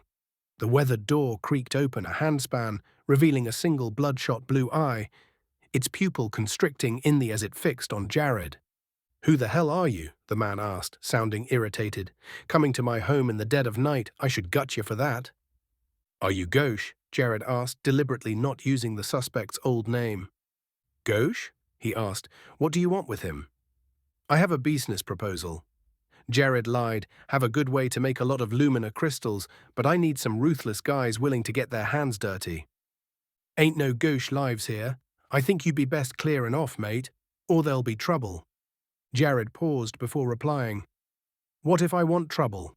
Metal scraped against metal inside, the unmistakable sound of a door chain being drawn back through a steel track. The weathered door swung inward with a creak, revealing a hulking figure that stood in the doorway, blocking most of the dim candlelight behind him. 6'3" at least, with shoulders that nearly touched both sides of the frame and a neck as thick as a tree stump. His face was unmarred by any X-shaped scar, just pockmarked skin stretched over a heavy brow and jutting jaw. A mane of unkempt black hair hung to his shoulders, greasy and matted in places. The stench of stale alcohol and unwashed body rolled off him in waves. This definitely wasn't Selek, or Gauche, or whatever he called himself now. He glared straight ahead at Jared, not seeming to notice Eddie and Chris just beside the doorway. He hadn't quite crossed the threshold, though, so he couldn't see him. The thug pointed a broad finger at Jared. "You want trouble with me?" he asked. "No, I don't want trouble." Jared continued, noticing Eddie and Chris readying themselves, guns raised. "Just tell Gauche I need to speak with him. Urgently, I know he's here." The man rubbed his chin, glaring at Jared with open disdain. "He's asleep. If you're serious, then come back in the morning." He waved dismissively. Jared grinned beneath his balaclava. "I'm going to need a few more guys than just him. Are you up for it?" he asked. I don't see why not. We ain't cheap, though." He grumbled. "Me and Gauche and 3 of our housemates, but it'll cost you 100 lumina crystals." "Can I meet with you all out here?" he asked. "I'm with the Knotted Veil." That was a lie, but he knew from Deldy's memories that the Knotted Veil were massively influential in the criminal underworld. The man's eyes widened, and he took a step back. "Sorry, but we can't. Please just go." Looks like that was the wrong thing to say. By morning they might even have cleared out of here completely. He couldn't let Gauche escape. "Get on the ground," he shouted, raising his taser. The man lunged for the door, but Jared's finger had already squeezed the trigger. Twin barbs shot out with a crack, trailing hair-thin wires as they punched through the thug's filthy tunic. His massive frame went rigid, muscles seizing as the bolts ripped through him. A guttural sound, half scream, half growl, tore from his throat before his knees buckled and he crashed to the floorboards. Chris moved in, shotgun raised. "Hands above your heads," he shouted as Eddie followed behind, sweeping his pepperball pistol left. Jared rushed forward into the hovel behind them, rolling the man he'd just tased on his side before cuffing his hands, drool leaking down the side of his mouth. Jared's boots sank into spongy floorboards that creaked and gave beneath each step. Candle stubs guttered indented tin holders, their weak light barely illuminating the water stains that stained the ceiling. A 3-legged table tilted against the wall, propped up by a stack of moldy books, their covers unrecognizable. The air tasted of mildew, sweat, and booze, along with something rotting from the small kitchen. Besides that sad table, the sweet, sour stench of meat gone green, mixed with the pungent reek of vegetables, collapsed into slime beneath a colony of buzzing flies that rose and settled in lazy patterns over what might have once been a stew. In the back right corner, a simple staircase with missing steps disappeared into darkness above. A crash from above, bare feet pounding rotted wood, as a scrawny man with wild eyes hurtled down the stairs. He froze for half a heartbeat, pupils dilating at the sight of his massive friend convulsing on the floor and the 3 black-clad figures with weapons raised. His throat worked soundlessly before animal instinct took over. He bolted for the back door, his palms slamming against the wood with a hollow thud, then again, harder. The door shuddered but didn't give, Aaron's wedge holding firm as the man's panicked breaths turned to whimpers. "On the ground," Jared ordered, and much to his surprise, the scrawny man obeyed, falling to the floor and curling into a ball. "I got eyes on the stairs," Eddie said, kneeling down in front of it, pistol raised. Chris stacked up behind him, this room now clear. Thank God there weren't any corners on this floor for people to hide behind, would have made this a lot more complicated. Jared ordered the skinny man to put his hands behind his back, clicking his flex cuffs around his wrists as he complied. "Get the hell out of my house!"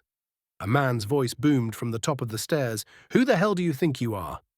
Jared looked up, seeing another big man with a knife in his grasp. "Drop the knife," Chris shouted. "Now!" "I'll drop it on your neck," he shouted back, rushing down the stairs, knife raised. Chris opened fire immediately, the beanbag round striking the man in the gut and knocking the wind right out of him with a brutal thud, like a fist punching a slab of ham. The criminal dropped the knife, rolling down the stairs in a heap of groaning agony, clutching the spot where he'd been hit and curling into a fetal position, his knees drawn tight against his chest. Jared rushed over, letting his guys cover his back as he arrested him, dragging the groaning man away from the foot of the stairs by his sweat-dampened collar. The flex cuffs made a satisfying zip-click as they tightened around the man's wrists. Jared readied his rifle after ensuring the cuffs were secure, the familiar weight settling against his shoulder as he approached the stairs again, eyes tracking up through the darkness of the second floor as he settled behind Eddie. "We're here for Select. Come down here now. Hands above your head," Jared ordered. "Hell no," a gruff man's voice shouted. "You ain't taking me." That must have been Select, but unless he wanted to descend from the second floor, he was screwed. This was the only path down. Jared couldn't help but shake his head as he heard something thud to the ground outside, hearing Aaron shout for someone to get on the ground before hearing a subtle plink of a taser, along with someone dropping to the ground with a scream of pain. It seemed Selleck had chosen to leap out the window, landing amongst the rest of the squad. Still, there was one more person here apparently, but this wasn't technically an op. The rest of these men weren't on the board, at least from what he had seen. They were definitely criminals, but there was no guarantee that they would get any reward for bringing them in. Hell, the guards probably wouldn't even take them without evidence. Still, better to be safe rather than sorry. "I know there's another one of you up there," Jared called. "Come out with your hands above your head. We won't hurt you if you comply." Silence before a man's voice called back, "Really?" "Yes, really, but keep your hands above your head. Any sudden movements, and we will open fire," Jared shouted. A pause before the voice replied, "All right, I'm coming down," he yelled back, a short man appearing from around the corner, hands above his head. "Walk down slowly," Jared told him. "When you reach the bottom of the stairs, turn around and get on your knees." He complied, stepping down the steps slowly, each creak of weathered wood punctuating his descent. The weak candlelight gradually revealed a face still round with baby fat, patchy stubble attempting to age features that hadn't yet lost their softness. Jared almost groaned aloud. This wasn't a man at all. The kid couldn't have been older than 16, with eyes that darted between the operators with the unmistakable panic of someone who was way in over his head. He nervously knelt in front of the stairs, hands above his head as Jared approached, grabbing his wrists before clicking the cuffs on him. "Anyone else up there?" Jared asked. The boy shook his head. "No, it was just us." "Why are you doing this?" "That isn't your business," Jared replied. "Look, you're too young to throw in with pieces of shit like this. You want my advice? Go do something honest, like cleaning a tavern or something. It's cheap work, sure, but it's better than going down whatever road these morons will take you down." Yes, sir." He nodded, sounding uncertain. Jared sighed. "Let's clear the top floor, then drag these guys out. I'm pretty sure I heard Select get got outside." They moved quickly, clearing the top floor easily before dragging the men outside. Jared saw Ghosh kneeling by Aaron, his face marred by the fresh X on his face. "I'll kill you all," he snapped. "I'll find that Fatas's family, gonna gut 'em and rape 'em, the works. Gonna tear your faces off and make you eat them, then I'll rape your daughters and—" "Shut up, bitch," Jesse shouted, smacking Selleck in the back of the head. "You're so damn annoying." "Jess, that's against ROE," Marcus began before pausing. Jesse's eyes crinkled with joy again. Just because we're out of jurisdiction doesn't mean we should go hitting people when they're down. Jared shook his head. Let's bring him in. Don't hit him anymore. He'll get plenty of that in jail. You're going to get plenty of raped when I break free, Select shouted. I'll scream the whole way there. I won't go easy. It'll be hell for you. Boss, Marcus began, that's going to make getting to the guild a huge pain. Maybe we can go get some of the guards to come with us and escort. People might think we're kidnapping him otherwise. Maybe we can gag him. Cams are off, if you get my drift. Aaron shrugged, Select's eyes going wide. We could just beat him up a bit. Knock him out. Jesse added, I can do it if you don't want to. Perhaps that wasn't a bad idea. This wasn't Los Muertes after all. There wasn't anything legal keeping them from keeping Select's mouth shut. In fact, there were plenty of new doors for compliance now open, though he wouldn't be exploiting the methods Jesse proposed. I don't want to hear you say dumb shit the whole way to the guild. Keep your mouth shut, or I'll find the nastiest, crustiest sock I can and shove it down your throat. He then looked to Eddie, and if you won't be cooperative, I'll let this guy do whatever he wants to you. He looks purty, boss. Eddie grinned, pitching his voice comically low. Real purty. Can I run back in with him real quick? Eddie then leaned down, brushing a hand against Select's jawline and causing him to shudder with revulsion. Just an hour or 5. Depends on if he behaves, Jared said with a grin, looking back to Select. So are you going to behave? Select paused, looking to Eddie before back to Jared and nodding. Jared grinned. Not having cams on allowed him plenty of flexibility with getting criminals to comply. Chapter 17, Rankings. Select kept his mouth shut, Aaron and Jesse hauling him along by the elbows as they went. The streets were quiet, drunkards and guards staring at them with open suspicion. Jared quickly clarified that the man they were taking to the guild was a bounty, and that seemed to clear up any narrowed eyes. He was surprised that the guards didn't want to take him off the squad's hands, but he supposed they wouldn't want to take their proof of completion away from them. They had released the other suspects, reclaiming the flex cuffs and leaving Select's pals groaning in pain. At least the guy Chris had beanbagged had been. It had felt wrong to do that, but again, what was there to do? They couldn't turn them in anywhere without proof of their wrongdoing, and leaving the flex cuffs wasn't an option. He'd have to take a look at the job board again, see if there were any more bounties for people in the slums that looked like them. Jared had a feeling, though, that that wasn't a well they could draw from too many times. Once the neighborhood started associating them with folks being dragged away in the night, it wouldn't look good on their reputations. They'd have to take other quests besides just bounty hunting work in the slums, which meant that eventually they'd need to head out into the arena. That was fine, though. They were more prepared now, they understood what was out there and the best ways to survive its horrors. There could be greater rewards out in the wilderness anyhow. Dungeon clearing could be quite lucrative, loaded with loot free for the taking, and that wasn't counting whatever quest reward that would come with completion. He shocked himself with just how greedy he had become, but they needed to acquire wealth. There was a lot they would need to get done before they could find a way back to Earth. That included finding a place to live, paying for meals, and hopefully one day finding a way to manufacture their own ammo. Machining ammunition wouldn't be easy, if even possible, but the dwarves of Embera had their own guns, after all. Round bullets and black powder, sure, but they were still bullets. Incompatible with their own guns, sure, but if anyone knew how to replicate the ammunition that his squad used, it would be the dwarves.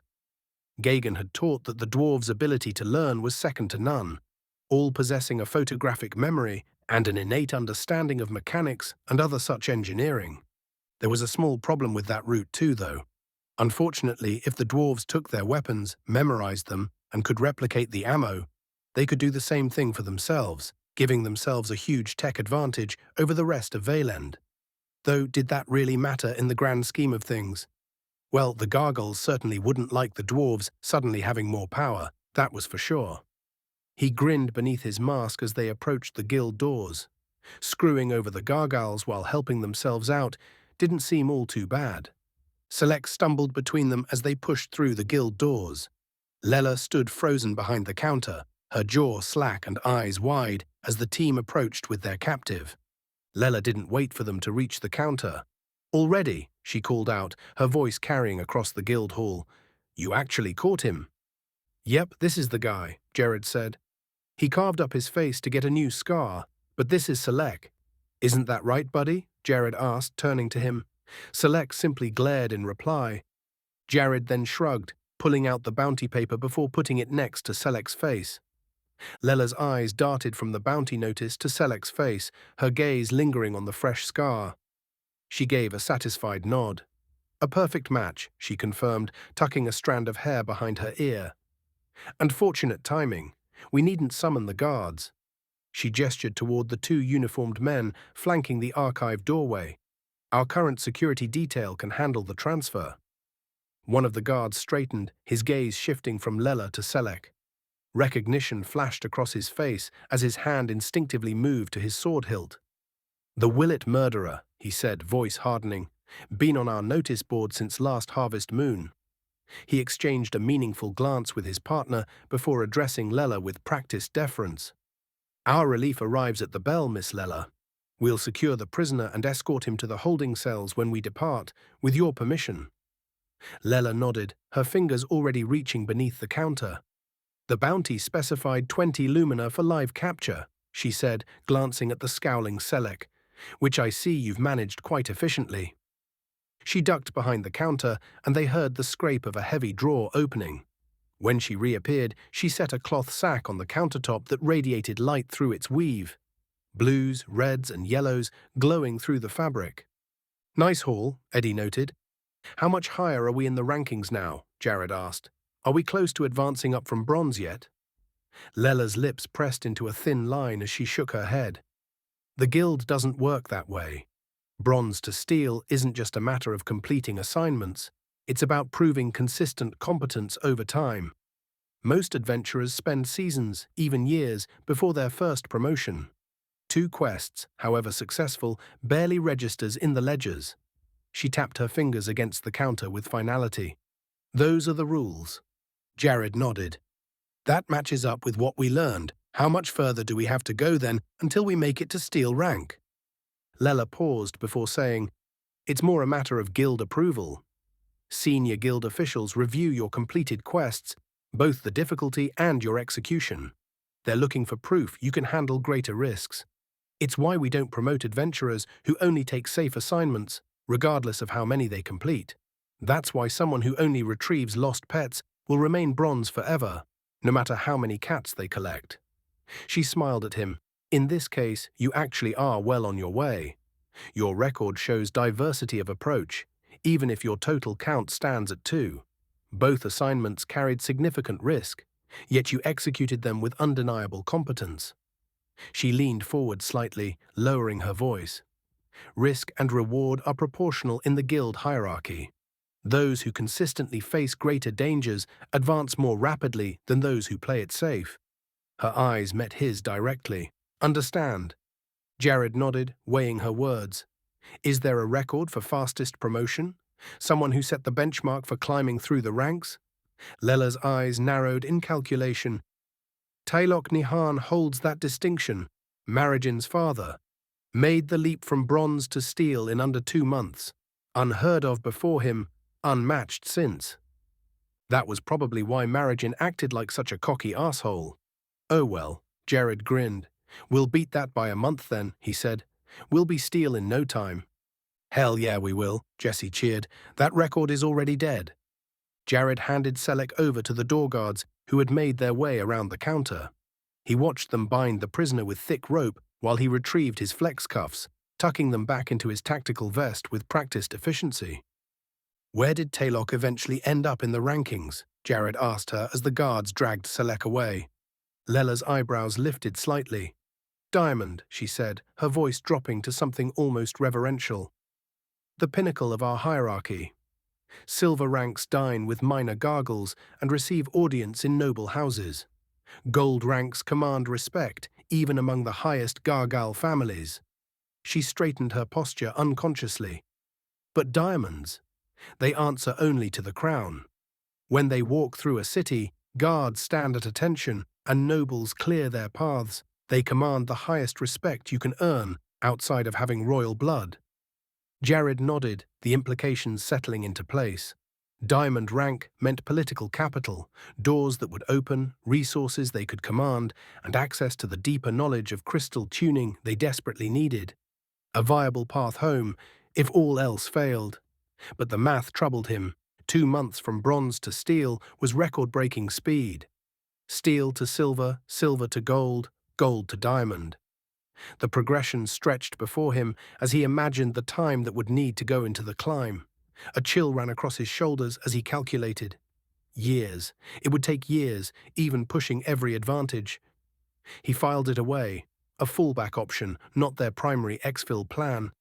No matter what, though, he would find a way back to Los Muertes. Chapter 18. Property Guild.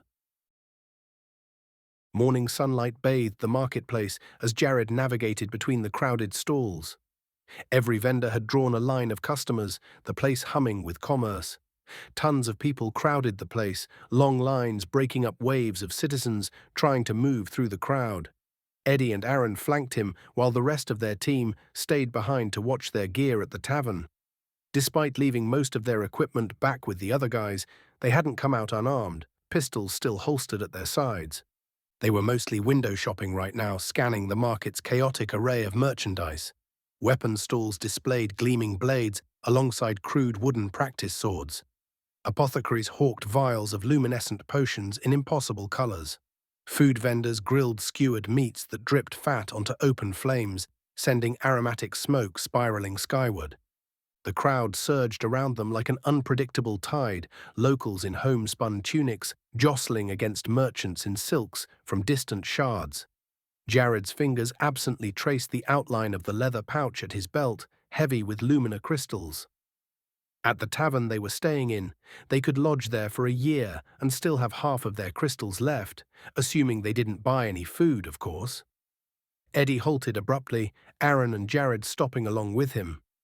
"You know," he said, rubbing his thumb across the crystal pouch at his belt, "maybe instead of looking for things to buy in the market, we should go look and see if there's any homes we could get."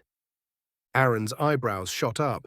"You want to buy a house, man? In this economy?" he asked with a short, incredulous laugh. Eddie crossed his arms, leaning forward slightly. "Dumbass, this ain't back home," he muttered silently, glancing around to ensure no locals overheard. "I bet we could actually buy a place with the crystals we got, and I don't mean a down payment either. I mean in full." Jared then ran a finger across his chin. It wasn't a bad idea, he realized. Taverns were fine and all, but their very nature meant they were less secure. If they had an actual home base to operate from, that would be far more ideal than sleeping in a tavern. The question was, who do they even ask about buying property? That wasn't exactly involved with Gagan's lessons. Thankfully, Deldy's memories came to the rescue.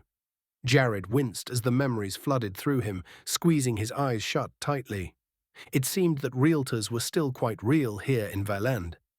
If they wanted to find a home, the best way to do that would be to go and ask a representative at the Property Guild, as it was called. The memories warned him, though, that they were cutthroat and opportunistic people that would try and squeeze out as many crystals from them as they possibly could. Going in to negotiate reasonable home prices might not be so simple, and they might even try to convince them into taking a loan instead of paying up front with cash. Quite predatory, really, but Jared wouldn't be tricked into taking any loans. Aaron's hand settled on Jared's shoulder. "You all right, Jer?" Jared let out a sigh. "Yeah, I'm all right," he exhaled, rubbing his temple. "Deldy was showing me who handles property sales here." "You're really thinking about getting a place?" Aaron rocked back on his heels, voice pitched with surprise. "Genuinely." Jared weighed the crystals in his pouch. "I don't see why not. We've got more than enough for it. Might set us back quite a while, but it's better than just sleeping in taverns." "Yeah, I think it's the right way to go, too." Eddie crossed his arms. "We've got to make sure it's a decently big place. I mean, unless you'll want to be sharing rooms." Aaron's eyes widened in horror. "I ain't sharing a room with you, dude. I've got to have room for when I convince Lella to move in with me." His face split into a grin. "She is my future wife, after all." "She doesn't like you, little bro," Eddie snorted. "Short kings are back in, Ed." Aaron straightened his back. "Ladies are starting to like them more compact." Jared pinched the bridge of his nose. I don't think we should be bringing in any locals at all. It should just be us. Think about it. Eventually, we're going to need to start going out in the arena, all 6 of us, potentially for days at a time. If we leave locals at our house with our equipment, it's not liable to still be there when we get back. Aaron raised an eyebrow. But Jare, we wouldn't even leave all of our stuff when going out on quests. Not unless you're planning on having an armory. Oh, Eddie's eyes lit up. You've got to get a place with an armory or a room we can use as an armory anyway. Jared held up his hands. Look, just calm down. Don't get any ideas yet. We don't even know if there's any homes open yet. How about we head to the property guild and see what's available? All right? Eddie and Aaron nodded. Eddie scanned the market, his head swiveling from side to side. Jared frowned. What are you doing? What do you think I'm doing? Eddie continued searching without breaking his scan. I'm trying to find the guild. Deldy's telling me it's somewhere around here. Aaron groaned. Guys, do we got to start calling it that? Saying Deldy's talking to us. Don't you think that's weird? Kinda, Jared admitted with a half shrug. But I mean, if you think about it, he kinda is telling us about this stuff. Aaron's jaw tightened. No, we're seeing his memories. He's not telling us. Saying he's telling us makes it seem like he's still alive. I don't like that. It just keeps things simple, man. Eddie shot him a look. Don't be such a baby. Eddie pointed straight to a squat, one-story wooden building. That's the property guild right there. Let's go, he said before he began moving toward it, gently pushing his way through the crowd. Eddie didn't have to try that hard to get space made. Most people just looked at him and knew to move out of his path. Not that Eddie would start bowling them over if they didn't move, of course. Jared and Aaron followed after him, the townsfolk staring as they went, at least the ones that noticed them. The doors to the property guild loomed before them, twice Eddie's height and gilded with bronze filigree that caught the midday sun. The heavy oak had been stained a rich mahogany, polished to a gleam that contrasted with the weathered stone facade. 2 large square-paneled windows flanked the entrance, and ornate iron lanterns hung beside the entrance, their glass panels etched with what appeared to be miniature property deeds. There were 2 fist-sized chunks of lumina crystals within, their glow muted by the daylight. Jared had almost expected it to smell like coffee when he walked into the stone lobby, like the real estate offices back home with their cheap K-cups. But instead his nostrils filled with the earthy tang of wet soil. The stone floor beneath their boots had a thin trail of dirt, leading to a counter on the right. Crumbling clods of mud had been tracked in distinctive boot patterns toward the counter, hardening at the edges like miniature mountain ranges. A lone man sat slumped on a bench against the left wall, his eyes half-lidded and jaw slack, drumming thick fingers against a leather-bound portfolio. Across the lobby stretched a polished oak counter, behind which stood a broad-shouldered dwarf with a rust-colored beard braided into 3 thick ropes that fell to his belt. His shrewd eyes tracked their entrance, one bushy eyebrow raised expectantly. Brass nameplates lined the wall behind him, each bearing names in Faesh script, along with a number beneath them. Jared caught Eddie's questioning glance and Aaron's slight nod before they crossed the dirt-streaked floor toward the counter where the dwarf stood, arms folded across his embroidered vest. Jared approached the counter with a practiced calm. Morning, my friends and I are looking to buy property in Shreet's End. What's available? The dwarf's fingers worked methodically through his beard, eyes appraising the 3 men. For a group your size? Several options. 2 or 3 bedroom with a common area would suit you fine. Actually, Aaron interrupted, there's 6 of us. We're an adventuring party. The dwarf paused. Well, I hate to say it then, there's no property in the city currently that can accommodate 6 men, unless you want to share chambers. The only appropriately sized property I can think of to sell you is outside the city walls. In the arena? Eddie asked, baffled. You can't be serious. The dwarf shook his head. No, not the arena. Out in the flocklands, the dwarf clarified. Don't be foolish. Jared's mind flashed with Deldy's memories of the flocklands, rolling fields where Gargle nobles kept their indentured servants in clustered cottages. Unlike the arena's constant dangers, this area saw only occasional bandit raids thanks to regular Gargan patrols and its position beyond the mountain pass. Shriet's End served as a natural barrier between these relatively peaceful farmlands and the chaos that lurked in the arena. Jared leaned forward on the counter, resting on his palms. "So, how far is this place from Shriet's End exactly?" The dwarf crossed his arms. "Well, I would have to say about half a day's march on foot, faster on horseback. It's a good property, but it needs some work. I've been taking people out there all week," he grumbled. "I haven't had the time to clean up the dirt from stomping around the countryside." He gestured to the dirt trail. Jared's brow furrowed. "Don't you have a janitor for that?" he asked. "Not anymore," the dwarf grumbled. The fool thought himself too good for simple work and signed up for the Adventurers Guild. Haven't seen him since, and everyone else thinks they're too good to wield a mop, pa. But never mind that. He grumbled. "I suppose you would like to go visit the property, yes?" "Well, before we do that," Jared interjected, "I want to know how much it would cost to get a place like this. I'd also like to know the floor plan." The dwarf nodded. Of course, just one moment." He told them, stepping off his stool to reach for something under the counter. He came back up quickly, laying out a crinkly piece of yellowed parchment. "Here is a sketch of the layout." Jared's eyes widened as he stared down at the yellowed parchment. The floor plan sprawled across the surface like a maze, rectangular chambers branching into circular towers, long corridors terminating in what appeared to be a great hall, and smaller rooms clustered around what must be a kitchen area. He counted quickly, 23 rooms on the first floor alone. His finger traced upward to a second floor, with bedchambers arranged around a central landing, then down to a basement level with large storage rooms and what looked like a wine cellar. A bit big for their needs, with too much empty space, but it was also far away from Shriet's End, on land safe from the arena. The bandits that prowled the flocklands were typically solitary and incredibly rare, so perhaps they could risk leaving it alone while they completed quests. Jared mulled on that. Leaving their base unguarded and open to thieves made his skin crawl. Even with the low crime rate, leaving their gear and supplies unguarded felt like inviting trouble. There had to be a solution to that, but outside of hiring local help, which he wasn't comfortable with, he couldn't really think of anything. Apparently golems costed an entire castle each, so that wasn't an option either. Maybe they should just stick with taverns. He shook his head.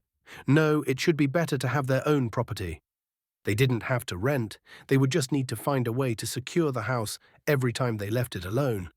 He was getting ahead of himself. He hadn't even seen the place yet. This wasn't the time to be thinking about how they would keep the manor secure. The dwarf gestured to the floor plan with a broad sweep of his hand. Nearly 40 acres surrounds the manor. Last owner was Lord Thimbus, minor Gargal nobility who fancied himself a gentleman farmer until the novelty wore off. He cleared his throat. I should mention that his lordship retained all his flocken and flockettes when he departed. No servants included in the sale price. You'd need to contract those separately. The dwarf's eyes narrowed as he assessed their gear. 6 warriors trying to maintain such an estate without help? That would prove challenging. We'd like to take a tour, Jared said. The dwarf's eyes gleamed with something predatory. You seem quite eager, he pointed out, a wide grin on his face. Jared's jaw tightened. Rookie error. The eagerness in his voice might as well have been a flashing mark sign above his head. The dwarf's predatory grin confirmed it. The price would inflate with every nod of approval during the tour. He needed to dial it back, reclaim leverage. Let the property reveal its flaws first, then negotiate from disappointment rather than desire. Standard counterplay, tour the place, point out every crack and stain, then reluctantly consider it, despite the obvious issues. The oldest game in real estate. Starting price is 500 lumina crystals, the dwarf stated with a false kindly smile. Jared kept his face neutral even as his stomach tightened. 500 lumina crystals would drain their entire operational fund, leaving nothing left in their nest egg. The dwarf's smile widened, revealing a row of gold-capped teeth. Perhaps you lack the crystals needed. No matter, the Property Guild offers financing arrangements at quite reasonable terms. We could discuss the particulars now if— No, that's all right, Eddie interrupted. We ain't going to be negotiating nothing until after the tour. We got to see if this place is even worth half of your asking price, pal. The dwarf's gold-capped teeth disappeared as his mouth tightened into a thin line. He stared at Eddie, nostrils flaring slightly, before his shoulders slumped in resignation. Fine. Tour it is. But wagon fare comes from your crystals. That's non-negotiable. My brother can mind the counter while we're tramping through the countryside. Aaron put up his hand. Hold on. Don't do that just yet. We need to go get our buddies and tell them about this. I'm sure they'd want to go with us too. The dwarf's gold teeth flashed again as he huffed. Northern Gate, 1 hour. After that, my ledger marks this as a failed showing, and the guild extracts a cancellation fee. He tapped his stubby fingers against the yellowed parchment. Time is crystals. The dwarf disappeared through a door at the back of the shop. Jared's knuckles whitened as he gripped the edge of the counter, a familiar tension creeping up his neck. 500 lumina would drain their reserves completely, even with aggressive negotiation. He'd always maintained an emergency fund, first in his savings account, now in a leather pouch at his hip. When this property tour happened, they'd need to point out every flaw and feign disinterest at every turn. The dwarf clearly expected easy marks, but he'd learn quickly that SWAT wouldn't be easily scammed.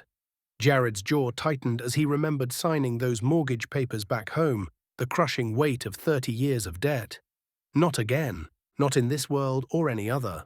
Chapter 19. Holden Manor. The journey required 2 wagons, enclosed roofed carriages with iron-rimmed wheels and bench seating for 4, upholstered in worn leather that had seen better decades. Ornate but faded scrollwork decorated the lacquered wood panels, and small crystal lanterns hung from hooks at each corner. One wagon carried Jared and 3 of his guys, and one transported Babby the dwarf and his hired escort, along with the other 2 squad members.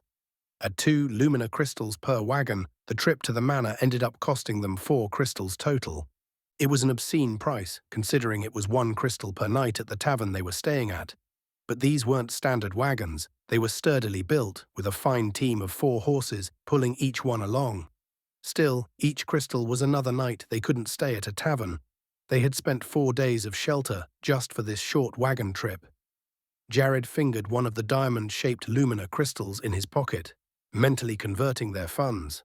1 polished crystal equaled 20 of the nail-sized rough chunks they called shards, the difference between a 20 and a stack of singles back home. He'd been using shards and crystals interchangeably, but there was a real difference between them. Most of what they had were whole crystals, not shards, as Deldy had been absolutely loaded. The locals weren't much help with terminology either. Most used shards as a catch-all, whether talking about fragments or whole crystals. Only in guild documentation did the distinction matter. A contract offering payment in crystals rather than shards was the difference between a lucrative job and wasting ammunition on something that barely covered their expenses. There were even larger types as well, with the next tier up from crystals, known as lumina gems, being worth 20 crystals each, but those weren't commonly used. They'd been rolling along for a couple of hours now. Babby had said before that this trip would take half a day, though that was on foot. On a wagon, it should be faster, but the horses weren't going much faster than jogging speed. He hoped they could get back to Shreet's End before nightfall, but if they didn't, it wasn't a big deal. There was nothing to worry about, even if they didn't get back in time. The gate guards were more lenient to allowing outsiders in from the flocklands at night. Not only that, they had brought all their tactical gear with them. They didn't want to leave all this stuff back at the tavern where it could be stolen. He didn't trust the locks on those flimsy chests at all. They had eschewed the balaclavas this time, despite wearing everything else. It was a warm day, and the masks might make Babby and the wagon drivers nervous. The guys had seemed interested in acquiring property as well. Marcus, Jesse, and Chris not putting up a fuss whatsoever about it when Jared had proposed the idea. They did bring up the fact that it was a big property though, and they'd raised concerns about security during their quests. But Jared figured they'd cross that bridge if they came to it. They weren't even certain that they'd buy this place. The team consensus was that, despite the challenges, having their own base would beat bumming out in taverns this whole trip. He leaned back in his wagon seat, letting out a sigh. "Do you guys think this is going to be worth it or what?" Jared asked. Marcus paused and looked up. Well, we need to see the place first. He said the guy is going to try and scam us, right, Babby? Jared nodded. Yeah, he is. Ain't no different than the realtors back home. So like I said, don't be too interested. Look super disappointed in everything. Got it, fellas? Jesse flashed a quick thumbs up. Yeah, I can do that. Honestly, I probably will be disappointed. Depending on how long this place has been abandoned, it's going to have some serious damage. I'm talking black mold, rodents, and other pests. I could probably knock this place down to 250 lumina crystals, if I'm being honest. He flashed a knowing grin. What do you know about negotiating house prices? Marcus asked. How do you know what's bad and what to look out for? Jesse scoffed. Bro, I'm Mexic, Hispanian. He corrected quickly, likely not wanting to risk the wagon driver overhearing that little detail. Mama's cleaning day was serious business. She taught me what to look for. As a quirked-up white boy, my mama put me through cleaning days too. Chris lifted an eyebrow. I can spot mold just as good as you. Yeah, but you're fat and ugly, Jesse retorted, so my opinion is naturally better. I don't know, man. You've been pudging up a bit since we got here. Chris countered, you've been eating too much carne asada. That ain't how it's pronounced, you're so dumb. Jesse laughed. Can you believe this guy? It's one thing to be fat, another to be ugly, but stupid on top of that. Pick a struggle, bro. You got hamster cheeks, bro. Chris grinned. Right, Marcus? Mark just sighed. Not getting involved. You're fat too, Jesse huffed. Imagine not roasting the homies. Yeah, we do it out of love. Chris nodded. With you two, I bet it ain't platonic. Jared chuckled. Shut up, you're weird looking. Jesse jabbed a finger in Jared's nose. Back on topic, though, Chris began. We've got to negotiate from a lower point than that. My mama was a realtor. Best way to negotiate is to start with an absurdly low price and then work up from there. We'll say we'll take it for 100, right? Then he'll counter with a higher price, and we meet somewhere in the middle, thus reducing what we spend. That makes sense. The other three nodded. So, Jared, Chris continued, leaning forward, I'm assuming you're taking control of the negotiations here. Start low, but not so low that you insult him. 100 crystals, 50 if it's really bad. Tell him we need every extra crystal for repairs. And if he pushes back, we'll hit him with, oh well, you have to pay for these repairs then, or something like that. Properties like this are sold as is, you know? Sounds solid. Jared smiled. Marcus folded his arms, brow furrowed. We also have to remember the gargoyle's cut. If we stiff him too much, we make a powerful enemy. We need a good price, but it has to seem fair. This isn't Frischer. This is a real gargoyle with real influence. No counter-scamming. I'm sure Babby knows that, Jared pointed out. He wouldn't allow an offensive price to be given to him because it'd be his neck on the line too. Marcus nodded first, then Chris and Jesse followed with mumbled agreements, all three clearly realizing they'd overlooked the dwarf's position in this transaction. The wagon's wheels ground to a halt beneath them, wooden axles creaking as they settled. Jared adjusted his tactical vest and nodded toward the door. Showtime, gentlemen. The men gave quick nods as Jared reached for the wagon door, but before his fingers touched the handle, it swung open from the outside. A lanky youth with sunken eyes stood in the gap, shoulders slumped beneath a too large uniform. Your destination, sirs, he said with a perfunctory bow. We'll await you here, then return you to Shriet's End once your tour concludes. The poor kid looked totally miserable. If Jared had to guess, he, along with Babby, had been out to this exact property dozens of times already. It was likely getting very droll. Still, could the guy really be complaining? He was making money per trip, right? Or maybe it was his bosses making the money. Ah, well. He stepped out of the wagon, clad in his full tactical gear, minus the balaclava. Wide fields sprawled before him like a sea of untamed wilderness. Knee-high grasses swaying in hypnotic patterns with each breath of wind. The land stretched to the horizon in every direction, uninterrupted by anything taller than a fence post, until his eyes found the neat rows of apple trees behind the manor, their branches heavy with fruit that caught the sunlight in flashes of crimson. The manor itself dominated the landscape, a behemoth of weathered grandeur that must have encompassed at least 8,000 square feet. Its midnight blue exterior had faded to a deep brown where the elements had worn it thin, revealing the silver-grey heartwood beneath. Tall windows punctuated the facade at regular intervals, though several gaped open to the elements, their glass teeth shattered by storms or vandals. The western wall had surrendered to nature entirely, disappearing beneath a spread of green leafy vines that crept upward toward the red-tiled roof. The massive front portico sagged visibly where supporting beams had split under years of neglect, creating a precarious lean that made Jared nervous. One of the double entrance doors hung awkwardly from a single rusted hinge, swinging slightly in the breeze with a mournful creak that echoed across the empty courtyard. The courtyard itself had surrendered to nature's slow invasion. Knee-high weeds thrust between old worn flagstones. At its heart stood a three-tiered fountain where stone figures of women with chipped faces eternally poured nothing from their upturned urns.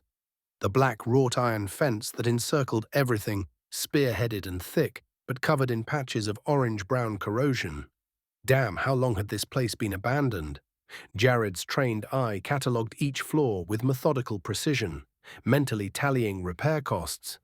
Despite how screwed up it was, he could tell that it had once been a nice place to live.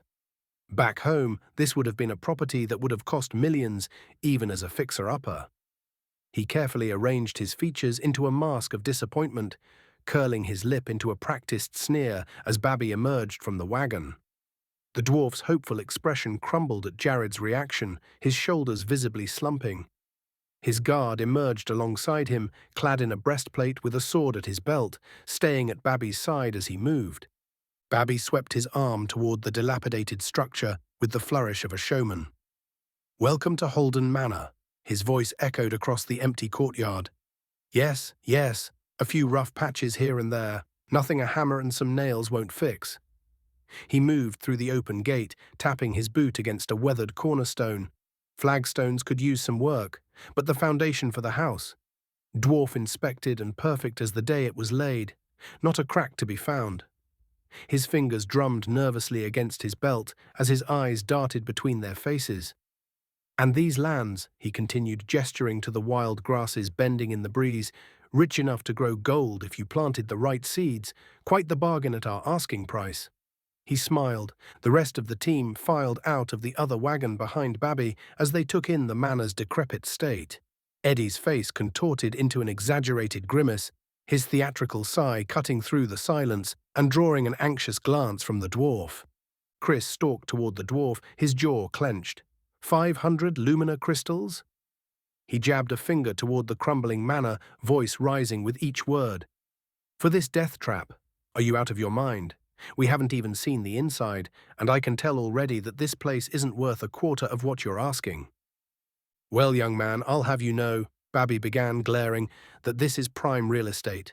It's secluded, with fantastic soil for farming and plenty of floor space. Besides, the true value lies in the land, not just the manor. Would you say that this land is worth less than 500? "I think not," Babby argued, "but we are not yet to the point of negotiating prices. Come, let us tour the inside of the property, or would you prefer to look around the land itself first?" "We'll take a look at the land first," Jared said, "then we'll tour the inside." Babby's beard twitched with a satisfied nod. "Excellent choice. Let me introduce you to your potential holdings." He swept his stubby arm toward the sprawling fields, his voice taking on the practiced cadence of someone who'd delivered this pitch countless times. "All of this, every blade and bramble you see, comes with the deed."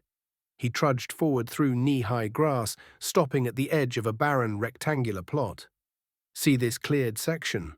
Prime wheat territory. With proper tending, you'd have your own flour within a season." He rocked back on his heels, eyes darting between their faces. Imagine never paying another baker for overpriced bread again. "Rather appealing, wouldn't you say?" Jesse put on a disinterested face. "I guess so," he said flatly. Babby frowned. "I see. Well, come along then, I will show you the orchard." They followed the dwarf behind the manor, boots crushing the overgrown grass that swished against their tactical pants. The orchard stretched before them, 20 neat rows of gnarled trees, their branches sagging under the weight of crimson-streaked apples that caught the sunlight like polished gems. Jared paused mid-stride, the tactical assessment he'd been running stuttering to a halt. Apples. They certainly looked like apples, with their familiar red skin and woody stems. He ran his fingertips over a nearby leaf from one of the trees as he thought. These trees were identical to the ones back home in California. The realization struck him like a flashbang. This supposedly alien realm mirrored Earth in ways that defied explanation. The grasses beneath his boots, the sparrows darting between branches with familiar chirps, even the damn honeybees buzzing around were all from Earth. He shook his head, Deldy's memories and Gagan's lessons flickering through his mind. Shards were fragments torn from their original worlds, stitched into Faina's patchwork reality. Whatever Valand was, it was just a small piece of a bigger world. But why had it been stolen like this, sectioned away from its original planet? He had gone down this line of thinking before, around when they'd first arrived, but he hadn't put too much thought to it past that. This wasn't the time to be pondering this. He needed to look unimpressed, not contemplative. As you can see, the orchard is quite well done. The trees are all healthy, full. There are even apples right there you can pluck right now and take a bite of, he pointed out, raising his eyebrows. If you wish. Marcus shrugged. I hate apples. Not really my thing. This is kind of taking up a lot of space, and it'll take a lot of work to clear out. Jared could have laughed. Marcus loved eating apples. If they ever really did get this place, there's no way they would cut down these trees. Well, you can do whatever you want with the land after you buy it, Babby said after a moment. Still, the orchard is quite the feature, no? I'm sure the rest of your companions think so. Oh, I'm allergic to apples, Eddie frowned. Yeah, they give me a bad rash. A rash? Babby asked, sounding incredulous. I have never seen a man receive a rash from eating an apple. Are you making a fool of me? Eddie put a hand to his chest and gave a fake gasp. Sir, I wouldn't lie and make a joke about something like this. Eddie lied. It's a serious condition. He shook his head, feigning offense. It's not something I'm proud of. Babby sighed. Very well. Would you like to go see the outbuildings next? Jared nodded. We certainly would. How many are we talking about here? Babby then lit up. There are approximately 4 outbuildings for your servants, of course, unless you wish for them to live within the manor. Calm down, a voice shouted from within the manor. How about you calm down? Everyone glanced at one another before looking back to the manor. What are you going to do, stab me? The voice shouted again. I'll kill you all. The dwarf put his hands on his temples. I do not know who that is, I swear. We don't allow vagrants onto the property. Whoever it is must have broken in. Jared grinned. We'll handle it. We'll take the tour while we remove whoever is inside. I trust that with us having to do this, that there might be some wiggle room in the asking price. Babby babbled. Wait, you... Please remain with me, sir. Babby's hired guard said, These are adventurers. Let them take care of it. You just don't want to risk your own hide, Babby shouted back. Go remove that vagrant this instant. He shook his head. No, sir, I am only to guard your person. I am not a mercenary, nor an adventurer. Babby's beard almost seemed to thin as his head drooped. Jared and his team moved, making their way toward the manor at low ready, not giving the dwarf time to object. Chapter 20. The Thing. Jared moved toward the manor at a brisk pace, Eddie overtaking him to take point at the front of the stack. The decision had been hasty, but Jared recognized the tactical advantage. Clearing the property could strengthen their negotiating position on the purchase price. Not only that, but whoever was inside the manor had no clue about SWAT's presence. They had the element of surprise. It was too good an opportunity to ignore, despite the danger.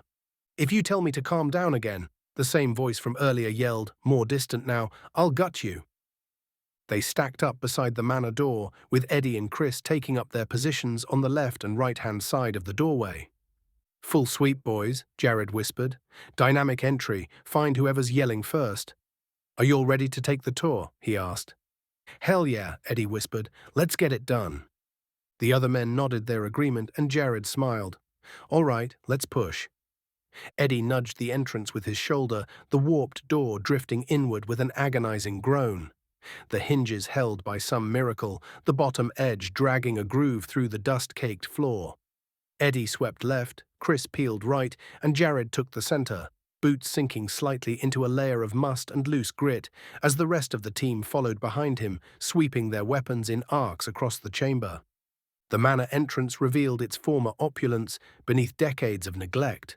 Marble flooring, once polished to mirror shine, was now dulled under layers of grit and debris. Fractured glass from a fallen chandelier in the center of the chamber glittered among rotting leaves that had blown in through the shattered front windows. Ornate wainscoting, partially intact along the walls, bore water stains that traced irregular patterns down to the baseboards where mold bloomed in the corners. A grand staircase dominated the far wall ahead of them, the wood grey with a coating of dust and chipped in places. These stairs led to his left and right. Dark archways led into adjoining chambers, the heavy oak doors either missing entirely or hanging askew on rusted hinges. Before he could make out more details, a shriek carried down from above. A different voice this time, feminine and high-pitched. "You've gone insane," the woman shouted. "Think about what you're doing." Heavy thuds followed, a chair scraping across floorboards, then toppling with a crack of splitting wood. Frantic footsteps pounded overhead, first a desperate sprint, then a stumbling scramble. Something, either a body or heavy furniture, slammed against the floor above with enough force to dislodge dust that spiraled down from the left walkway of the second floor. They'd need to move up to the second floor, and quickly. Jared signaled the team to advance towards the base of the stairs, wide enough for all 6 of them to move up side by side if they so desired. The whole front chamber of the manor here reminded him of those old survival horror games he used to play as a kid. A part of him warned that they were going to get trapped in here, that if they kept pushing, they'd have to fight against zombies and other mutated creatures. He pushed the childish thought aside. Jared motioned his team forward, and they ascended in tight formation. At the landing, they hung left and continued up a second flight toward the gallery overlooking the entrance. Fractured sunlight spilled through the remains of a window overhead, casting jagged shadows across their path. What was once stained glass was now a pile of colorful rubble that crunched beneath their boots as they moved. The team advanced in formation toward the single open doorway at the gallery's far end. "Get it together, Barbo. This isn't you," a woman's voice shouted, sounding pained. "You aren't you," the man shouted. "I know you aren't real now. Get ready to die." "No," she screeched. Jared motioned Chris forward, and he pushed through the open doorway, shotgun raised. Right as Jared turned the corner, he had already pulled the trigger. The beanbag striking a muscular man, clad in thick leathers square in the gut, knocking the wind out of him and sending him rolling to the floorboards, hacking and coughing. A woman lay splayed out on the ground, wearing armor made from steel-studded leather, her short dark hair matted with blood, a knife lodged deeply in her shoulder. The stack pushed in surgically, Chris and Marcus pouncing on the downed man and apprehending him, while Eddie and Aaron kept their weapons trained on the door they came in from. Jesse and Jared quickly cleared the small room, which must have been a servant's quarters once upon a time, before Jesse ran over to the downed Woma. With a knife sitting just outside of her reach, he kicked the blade away before patting her down quickly, removing a dozen other implements, bottles filled with roiling fluid, a grappling hook, and a belt of throwing knives, all tossed away, save for the bottles, of course. "Thief," she cried, struggling weakly against Jesse's grip. "Unhand me." "This is for our own safety," Jesse told her. "Are you injured anywhere else?" he asked, pulling out some gauze. The woman blinked, looking a bit confused. It was then that Jared realized that her eyes were feline in appearance, a vertical slit down the center, her eyes golden. It wasn't just that. 2 tufts of hair stuck up, or at least what he had assumed was hair. They twitched on their own. It was then he realized that those were a second pair of cat-like ears. That's right. Feanor had people with beast-like characteristics, with feline types being one of the prominent ones. They could see well in the dark, had insanely fast reflexes and odd temperaments, at least from what he could recall from Daldi's memories, along with Gagan's lessons. Collectively, beast people were known as Klua, with cat people being known as Klua Vosh. The Vosh girl looked pale and distressed, her cheeks somewhat sunken, as if she hadn't eaten in days. The man wasn't in much better shape, his cheeks also hollow, eyes wild. It was a good thing they had gotten in here when they did, otherwise she would be dead meat. "She's not real," the man yelled. "She's a fake. Get away from her. She'll kill you." The Catwoman just sobbed, shaking her head. "He's gone insane," she muttered. "Please don't hurt him. He's just confused." Jessie went to work with practiced efficiency, first examining the knife before extracting it with a single fluid motion that made the Catwoman hiss through clenched teeth. Blood welled from the wound, disappearing beneath a coat of gauze. Jessie then began wrapping the bandage in tight, overlapping spirals that immobilized her shoulder without restricting its circulation. Jared kept his weapon at low ready. "Where did you even come from? This place is supposed to be vacant. Are you bandits?" The Catwoman's ears flattened against her skull as she shook her head, wincing through the pain. "No, no, we're not," she insisted, voice cracking. "We're steel-ranked adventurers." Her trembling fingers fumbled for a pendant hanging from her neck. "Look, I have my pendant right here." He has his on his belt. Indeed, there was a steel-gleaming pendant around her neck, and there was one visible at the man's belt. But what were adventurers doing here of all places if they weren't bandits? It didn't make any sense. Barbo thrashed against Marcus's grip. "She's not real. You have to believe me." His voice cracked, spittle flying from his lips. "She'll kill us all." He continued to struggle, but Mark and Chris had him pinned completely, face pressing against the floorboards. "Who are you?" the Vosh asked them. "Don't talk in her voice," Babo shouted, enraged. "Don't you dare." "We're bronze-ranked adventurers," Jared explained, ignoring him. "We had come here to tour the property, then we heard you screaming. What happened to you two, and is there anyone else on the premises?" The Catwoman shook her head. "No, we sealed the entrance behind us, thankfully." "The entrance?" Jared asked. "What are you talking about?" "In the lower levels of the manor," she told them. "There is a passage down there. It connects directly to the deepways." Jared almost gasped. "The deepways?" Jared's mind flashed to Gagan's lessons about those treacherous underground passages, vast networks of tunnels riddled with traps and monsters, stretching like veins beneath Violent's surface. Deldy had spent so many years moving through Violent's treacherous underbelly, and he had nearly died dozens of times during that time. "Jared, do not venture down there. I would hate to lose my wishes in such a horrible place." Jared blinked, shaking his head as a sort of haze flooded his vision. What had he been thinking about? Right, the deepways. There weren't supposed to be many, if any, entrances at all here within the Flocklands, though. Did the Gargal who had owned this manor know about this? Was that why he had moved away? Or had he been ignorant? "We had been stuck down there for days," she sighed, shaking her head. "We found a dungeon a few miles from Shriet's End, one no one had ever been in before. Our party thought it would be a good source of loot. We thought we could claim all the treasure inside. After all, it was a virgin dungeon. The potential riches that could be found within were too tantalizing for us to see sense." Her head hung. "We had no idea what we were getting into. The only way we made it out was luck. We found a crack in the wall leading to the cellar here, but the beast, it was behind us." Her voice cracked. "Our friend Bram, he sacrificed himself to keep the monster from reaching us. He caused a cave-in. The entrance to the dungeon is rubble now." She fell into silence. "A monster?" Jared asked. She choked. Yes, there was nothing else down there, nothing but a single beast. It could change its form, come to resemble us, come to know things they shouldn't," she insisted. "It picked us off one by one, replaced us." She looked to Babbo. "He has gone mad from his paranoia and now believes that I must be one of the creatures. Please do not hurt him. He's just scared, high-strung."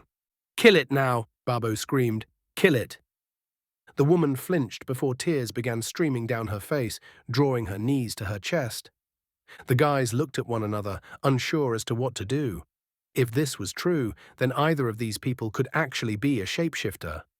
The man could just be wanting them to kill her before turning on the squad.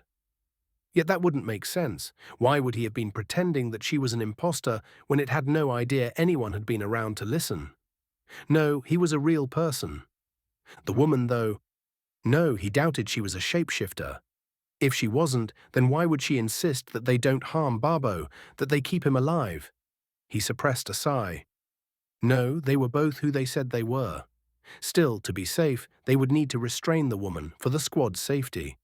Right when he was about to give the order, though, "Babo?" A deep voice called up from the lower floor. "Nika? It's me, Bram. I survived." The Catwoman, Nika, let out an animalistic screech of terror, scrambling away from the door and running toward the only window in the chamber. Jesse seized her just before she could burst through it, but she battled against him, strength having returned in full. "No," she wept, "no." Jared's features hardened as he looked to the door, raising his rifle toward the opening. "Shut the door," he ordered in a harsh whisper, Eddie's hand quickly lashing out and pulling it shut. "It's me. Why do you remain silent? Where have you gone?" Bram shouted, sounding frightened. "Please, I'm hurt badly." Nika froze in her struggling, eyes wide as she stared at the door. She opened her mouth, but Jesse clamped a hand over it, the woman looking back up at him. He simply shook his head, slowly, pushing a finger to his lips, eyes wide. Jared took a deep breath as he stared at the closed door. The best thing to do here would be to put down this monster for good in a hail of gunfire. ROE applied to people only, not freaks of nature. But he needed to be sure that this wasn't the real Bram first. The odds were low, but not zero. They would need to find out if this was a monster for sure before they put it down. "You're upstairs, right?" Bram yelled. "I cannot climb the steps, please." "What should we do, Jer?" Eddie asked, not taking his eyes off the door. Jared advanced toward the door, switched to lethal. He told him, "If he's a monster, we aren't taking him prisoner.